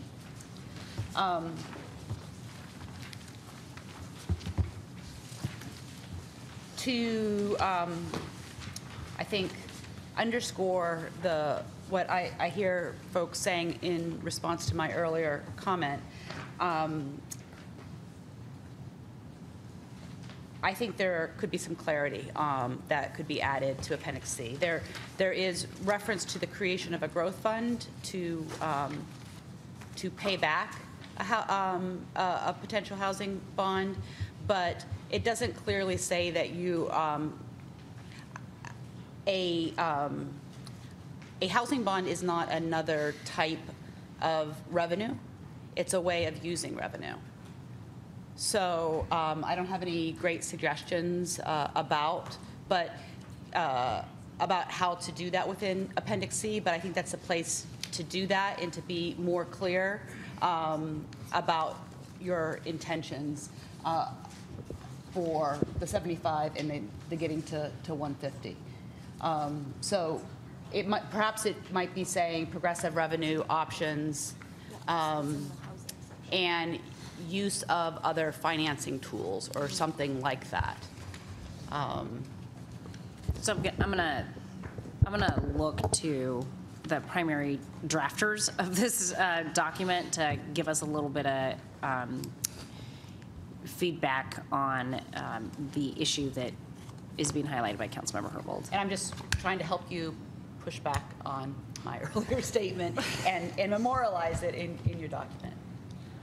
So it is, so bonding is discussed in the paper in the housing options with the caveat that it's not, it's subject to further analysis about how much absorption and at what rate is possible, and given the desire to achieve rapid and great impacts, where that exactly fits in the strategy is TBD. So so it is in there. I think you're right that it isn't actually an alternative revenue strategy. It is it's an elastic factor about how far can the 75 million take us in impact.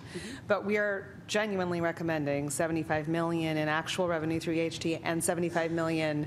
Hopefully one table will solve this problem for us and figure out how to do that. But if they don't, then we're going to be asking the council to solve that problem as well. Right. Understood. My point, though, is that the place in which you talk about the difference between the 75 and the 150, I believe is on page 7.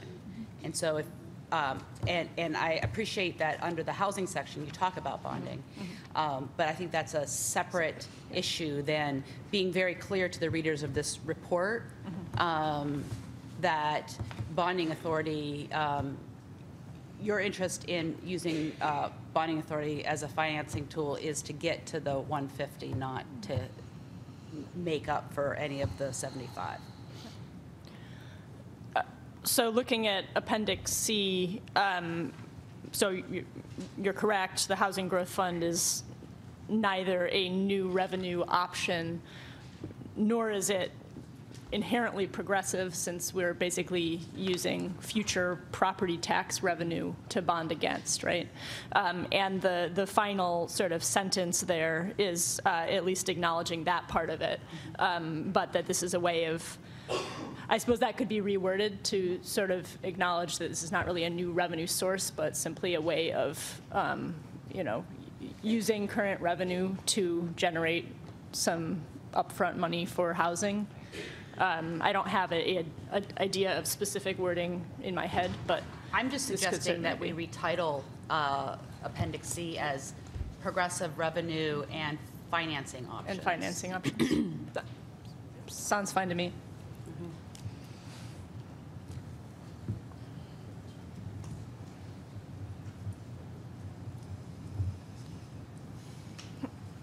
Okay. So the suggested edit is progressive revenue and financing options to Appendix C. Yeah. Is there any further discussion of that? Is there any objection? Discussion? Yes. If we're going to do that, I think there are actually two bonding ideas. One is bond against future property taxes. One is bond against the EHT revenue. And those, and I understand Councilmember Herbold's been putting that on the table. And so if we're really retitling that, that could go there. I would keep it, so maybe we could title this appendix Additional Progressive Revenue and Financing Options to make it clear that this is other ideas beyond the EHT, because I think that the idea of bonding against the EHT is already sufficiently covered in the report, yeah. Okay. So the suggestion is additional progressive revenue and financing options. Okay. Any further discussion of that? Any objections? Okay, we're moving along. So I think that puts us, with that conversation, I think it puts us in a good place to have final consideration of the draft report as discussed in today's meeting, with the understanding that, and I'll walk through this after we vote on this, that there will be one last opportunity for task force members to review any revisions made to the report that capture the conversations that we've had today. So is there any other discussion of the content of the report? Ms. Wilson. I just wanted to acknowledge that the one-pager, the employer tax recommendations, it doesn't have a particular place in the report in the sense that it's just sort of there. So I don't, perhaps it would make sense to make that the first page of Appendix B or something. I don't know. I'll leave that to the final compilers of the report, but I just wanted to point that out. Okay. So what we have is a revised Progressive Revenue Task Force proposals document. We also have several attachments to that report. One is called Appendix A, Closing the Low-Income Housing Gap. There's another titled Appendix B, Employer Tax Variations. There's Appendix C, which we have now called Additional Progressive Revenue and Financing Options. We have Appendix D, Scofflaw Mitigation Toolkit. And then I have I have 4 pieces of paper left over that do not have an appendix referral. The first one is just simply titled number 3, Hybrid FTE/Payroll Employer Tax Model. The second one is, as Ms. Wilson just referred to, Employer Tax Recommendations document with several options. And then we have 2 charts.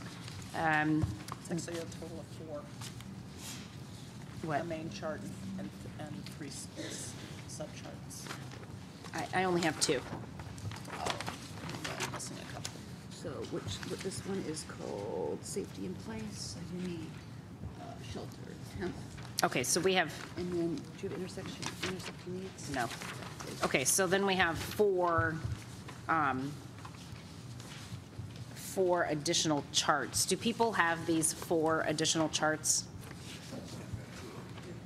All right, so we need to get more going down that way. Can you say the 2 that you do have? The big one, and then safety in place. All right, great. So you need intersecting Needs and shelter. Yeah, perfect. I think that's what most Yeah, it just stopped here. My apologies. Just take one, pass it along. There we go. So while those are being passed around, Councilmember Gonzalez, I just wanted to point out that one of the sheets that you referred to, number 3, Hybrid FTE Payroll Employer Tax Model, that's actually the 3rd page of Appendix B. 3rd page of Appendix B. B as in boy? B as in boy? B as in boy, yes. Okay. Okay, got it. Okay, thank you. Oh, that makes sense. Got it. Okay. I just somehow, in my paper shuffle, had separated the 2. She was talking about. Okay, so we have heard, while those are going around, those additional charts, which I'm going to allow Ms. Harris-Halley to describe what they are in a moment, I just wanted to get clarity on the document titled Employer Tax Recommendations that Ms. Wilson referred to earlier. So if I understand correctly, you want that placed where? I don't know. I haven't thought about this deeply, but I was suggesting that perhaps it could be the 1st page of Appendix B, making the other. Got it. Okay. So setting aside placement of the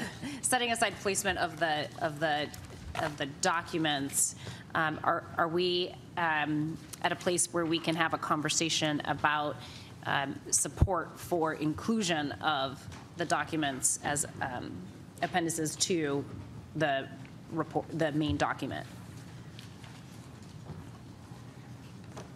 And just to be clear for the viewing public, these are documents that we've discussed. I think this is our third public task force meeting where we've discussed these, and they've been discussed quite a bit and worked upon quite a bit as part of the caucus groups. So I just want to make sure that you all have had an opportunity to review them since Monday and that they accurately reflect the conversations that you all have had in your work sessions. Okay, so there's no objection to including any of the appendices to the main body of the report. Okay, I hear no objections. So we do have 1, 2, 3, 4 of these chart documents that are at least new to me. So I'm going to hand it over to Ms. Harris-Talley to walk us through what these are, and then I will call for discussion and see if there is any objection to including these as part of the documentation.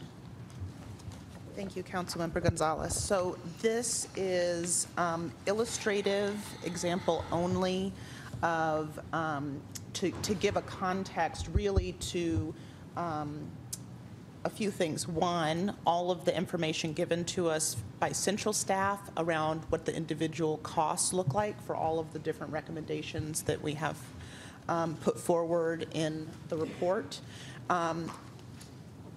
The blue column notes the $150 million per year recommendation. That's a combination of the employee hours tax and other progressive tax sources, and the green column is a reflection just of the $75 million a year employee hours tax piece.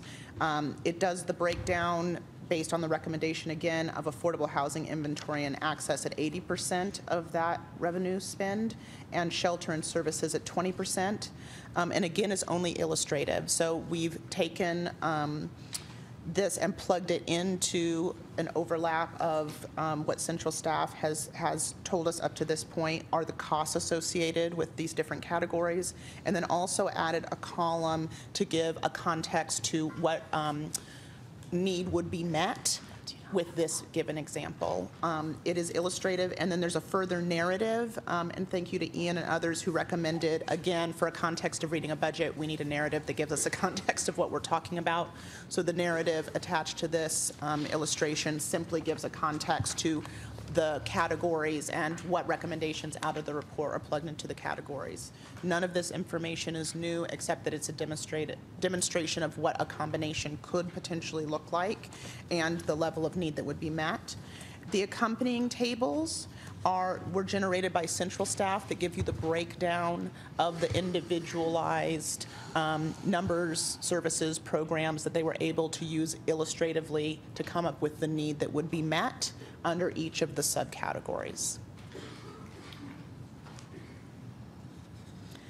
And I would recommend us including this as an attachment with the clarity that it's illustrative only and an example, just so that there is a context. I just thought it was extraordinarily helpful for an overlay of what we're talking about on the revenue and use side for an annual sort of picture of the potential of what need could be met, and also noting that some of this need, of course, builds upon itself. So any of the new inventory, for instance, would build over time for as long as this revenue source was available. Thank you. Mm-hmm. Are there any questions about these documents and its content? Okay. Ms. McClurchin. So I'm looking at the big chart, and I'm just not understanding some of the things. So 0 to 15%, is that zero under new housing construction? Mm-hmm. Is the 0 to 15% an AMI target, or is it the percentage of revenue? It's an AMI threshold.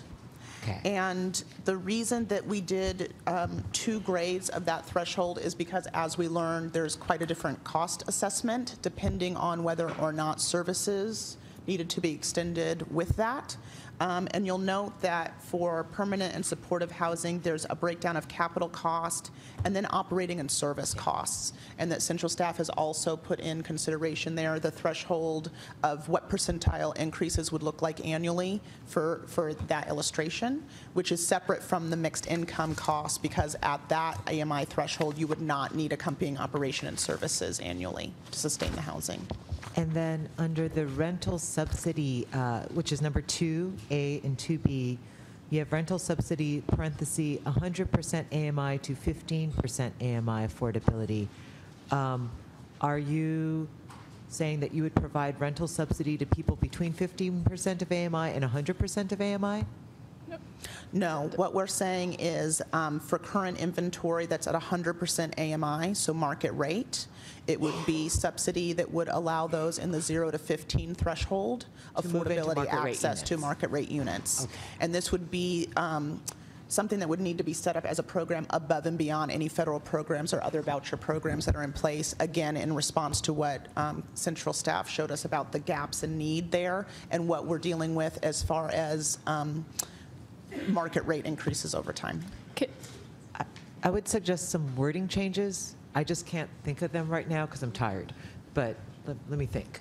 Okay. Just to clarify that.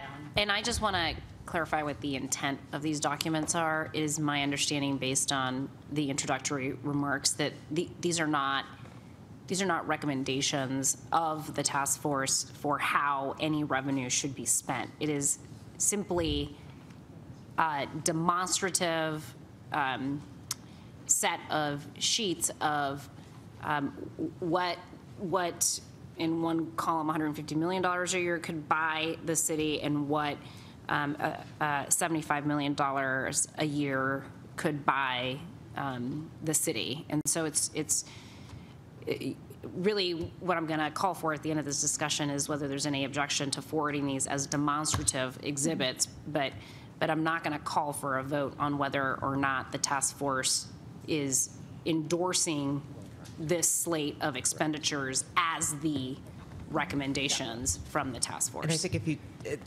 it's just, if we do decide to move forward with it, there just needs to be a little bit of clarity in language. Yeah. Okay. And I will, because these are just being digested now, there is an opportunity for us to just hit pause on these documents to allow people an opportunity to absorb them and to propose changes or clarifications as needed. Because these are not part of the formal set of recommendations of the task force, I don't want to hold up the task force actual recommendations because of the demonstrative slides. Ms. Wilson. Yeah, I just had a question on the numbers. So on the rental subsidy section, when I divide 15 million by 9,100, I get about 1,600. So I'm wondering whether that sounds more like the subsidy per month rather than the subsidy per year. And so I'm wondering whether the number of households served should be 12 times smaller than 9,100. I would defer to central staff for that because they helped.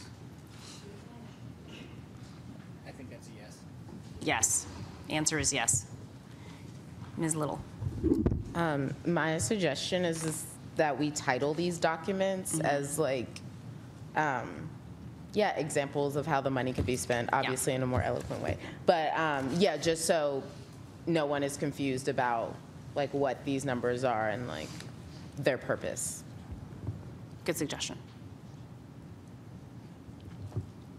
Mr. Toe.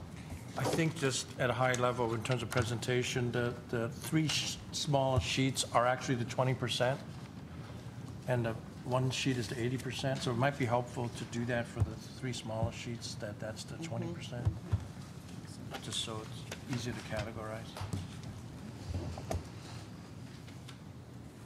And any other feedback for the Revenue Use Caucus on these documents, presentation, content-wise, that needs to be offered now? Okay, I don't hear any. So sounds like we need a little bit more work on these documents to make sure that it's clear what their purpose and intent is. So we'll take the next couple of weeks to solidify that intent and make sure that the clarity is there and that it's presented in a way that is consistent with the work that we're doing here. But it sounds like there's no objection at this juncture to do that work in the hope of being able to advance the information as demonstrative. Okay. All right. So now we have a complete set of appendices to the body of the report that include everything except for the charts that we were just talking about. And we have a body of the report that will have modifications made to it consistent with the conversations that we had here that you all will have an opportunity to look at over the next couple of weeks to make sure stayed consistent with the conversation that we had here.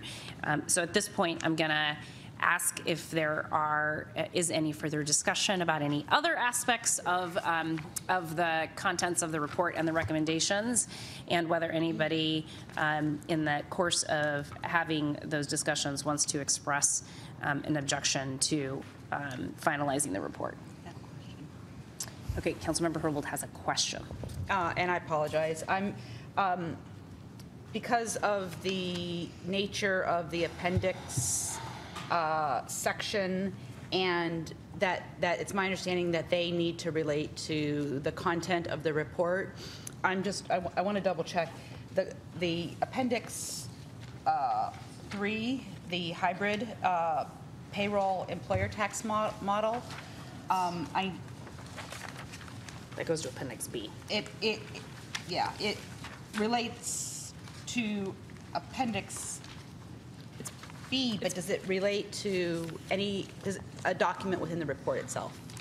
It's just or part a of section. So it's part of Appendix B, and Appendix B is referred to in the revenue generation employee hours tax section of the main report, and it says, see Appendix B for some explorations of how the variables below may be used to make the EHT as progressive and equitable as possible. So it's part of those demonstrations of possibility. And I'm just wondering, is there any need to actually have a sentence in there referring to this concept of the hybrid in the report itself? I mean, personally, I don't feel that that's necessary. Okay. It would take some thought, I think, to figure out what exactly to say about why one might choose that way of doing it. Mm-hmm. Someone else might have some other thoughts. I withdraw the question. Okay, that's wrong. Any other discussion about the report? Mr. Sun. Sorry, I try not to speak until spoken to, but in this particular case, I'd just like to be clear, or to clarify from my own understanding, the relationship between and this may be something we're getting to anyways, the employer tax recommendations attachment and the employer tax variations attachment, either in the way that it's referred to in the body of the main report, or in the numbering or lettering, as it were, of the documents. And I'm understanding that the employer tax recommendations are actually like, please do one of these things, and the other one is sort of examples of the kind of, to show the principles that you're working with and other ways that things might be done. And I wonder if how you might wish to organize those two lines of thinking.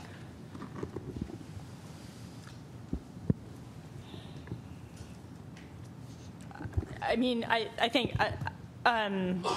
we haven't really discussed that. I would be happy to help make that happen. I don't know that we can come to that now. I think just some small wording changes in the report and some small wording changes in both that recommendations document and the appendix would serve to sort of integrate them in a way that would make sense and that would be consistent with everything that we've talked about today.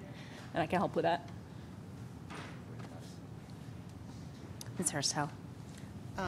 If I could make a wording recommendation, I would just, where we have the first reference of Appendix B, just make clear that those are the two things. Please refer to Appendix B, which includes the Task Force employer tax recommendation and also employee tax variation possibilities that the council and, all other entities who advise them could explore.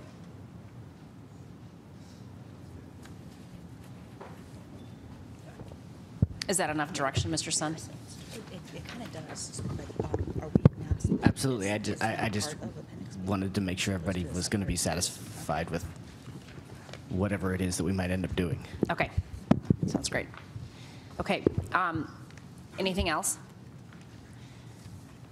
All right, so are there any objections to advancing the will be revised version of this document and its appendices? Oh my gosh. But is this the final vote? Because I actually Yes. think we should, if you are amenable to this, be better to vote in favor of it rather than on an objection basis, because we're sort of, you've now assembled a final package. Well, but- no, because we No? agreed to do things by consensus, and that means I'm going to call for any objections. I thought that's how we were going to get to the final package, but then people are actually going to vote up or down on the final package. That wasn't what I was planning on doing, but if you want to have people vote in support of it, is that what is? I think it would be more powerful and compelling to do that. So I don't know if others feel differently, but.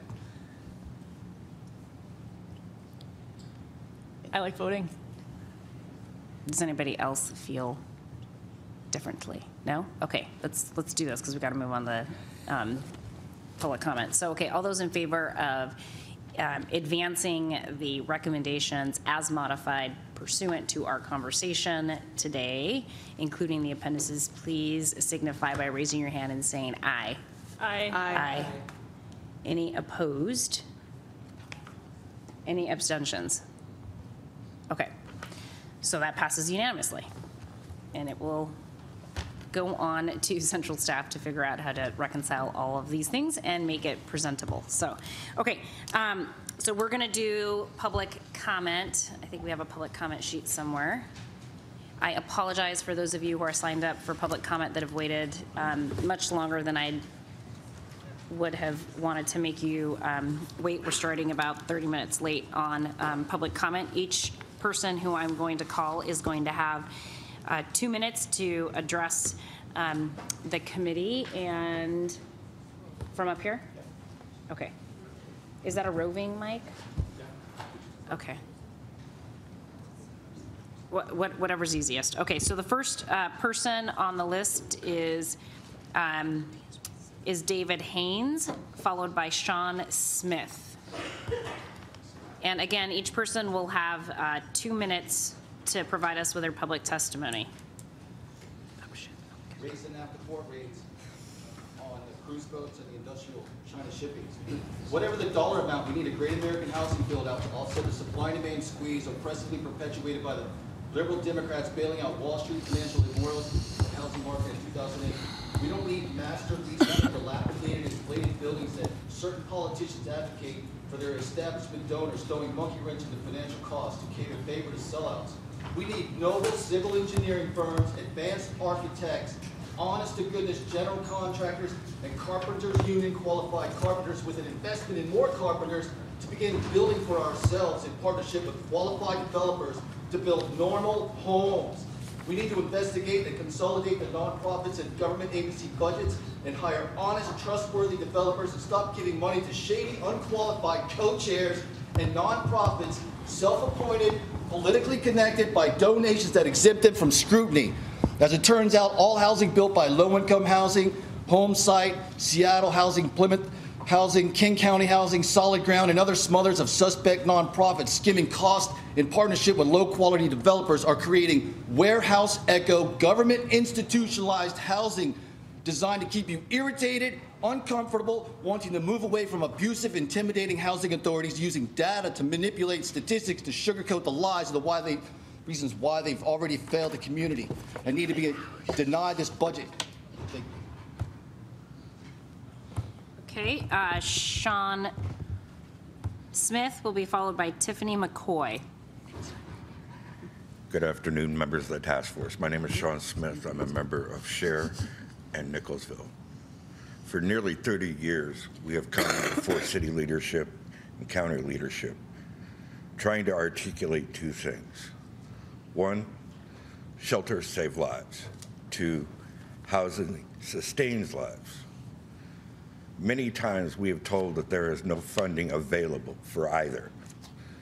We want to thank you for the work here that you have done over the last 2 months.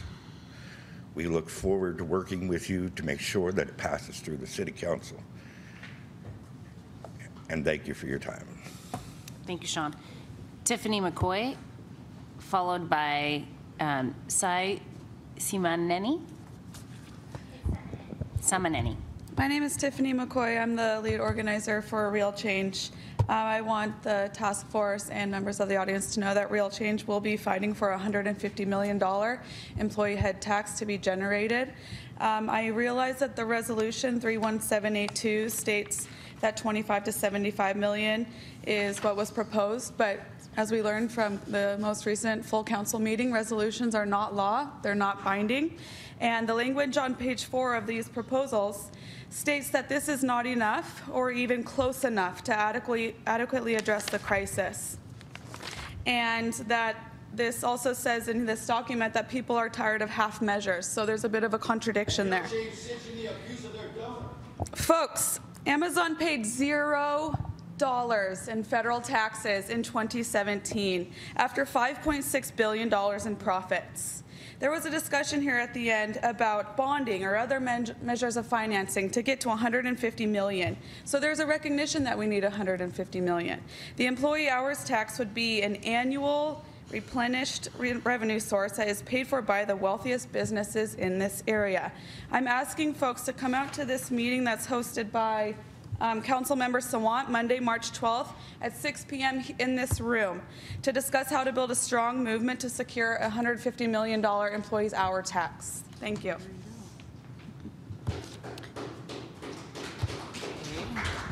And our last speaker signed up is Sai Simaneni. I didn't bring any spoken word today, so. I just had 3 asks of the council. I'm concerned that this tax is headed towards a paradox and that it needs to be progressive but also pro-growth. In employee hours tax, the key word is employee, not tax. And I think small businesses in the first 18 to 24 months of their operating need to be exempt from this. I'm specifically thinking of my trainer who just opened her business a month ago in Southeast King County. And she's a 30-year-old African-American woman, and when she told me about all the licenses that she had to pay for, it was eyebrow-raising.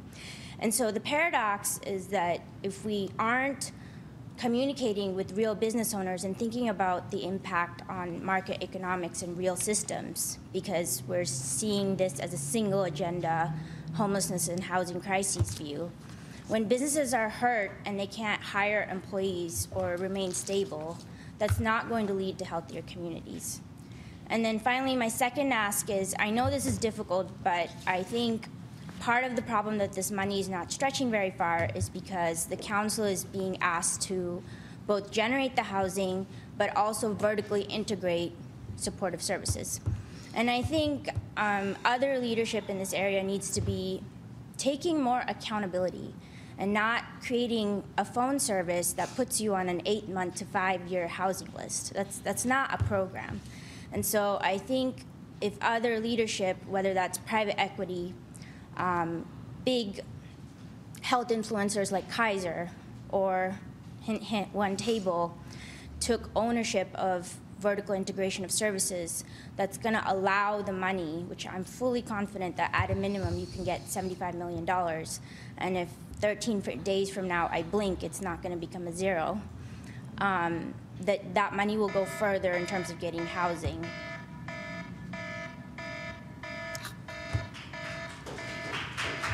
Stop it. Stop. Okay.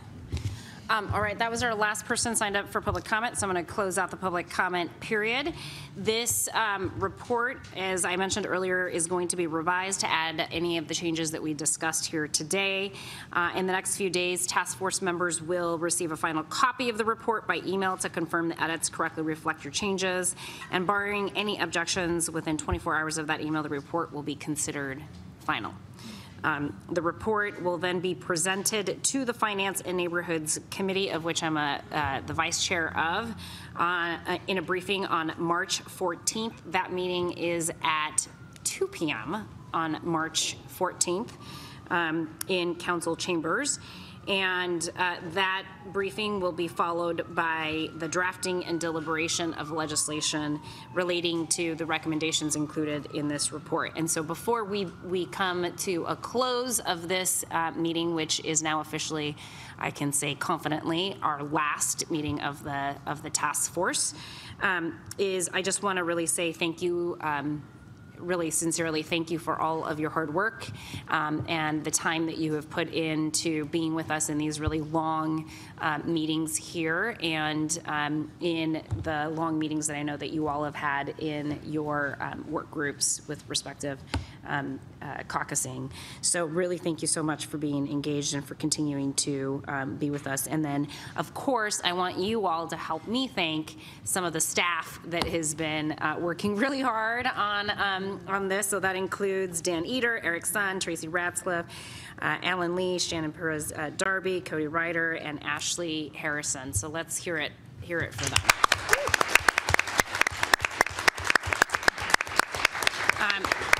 Thank you all so much. Really appreciate it.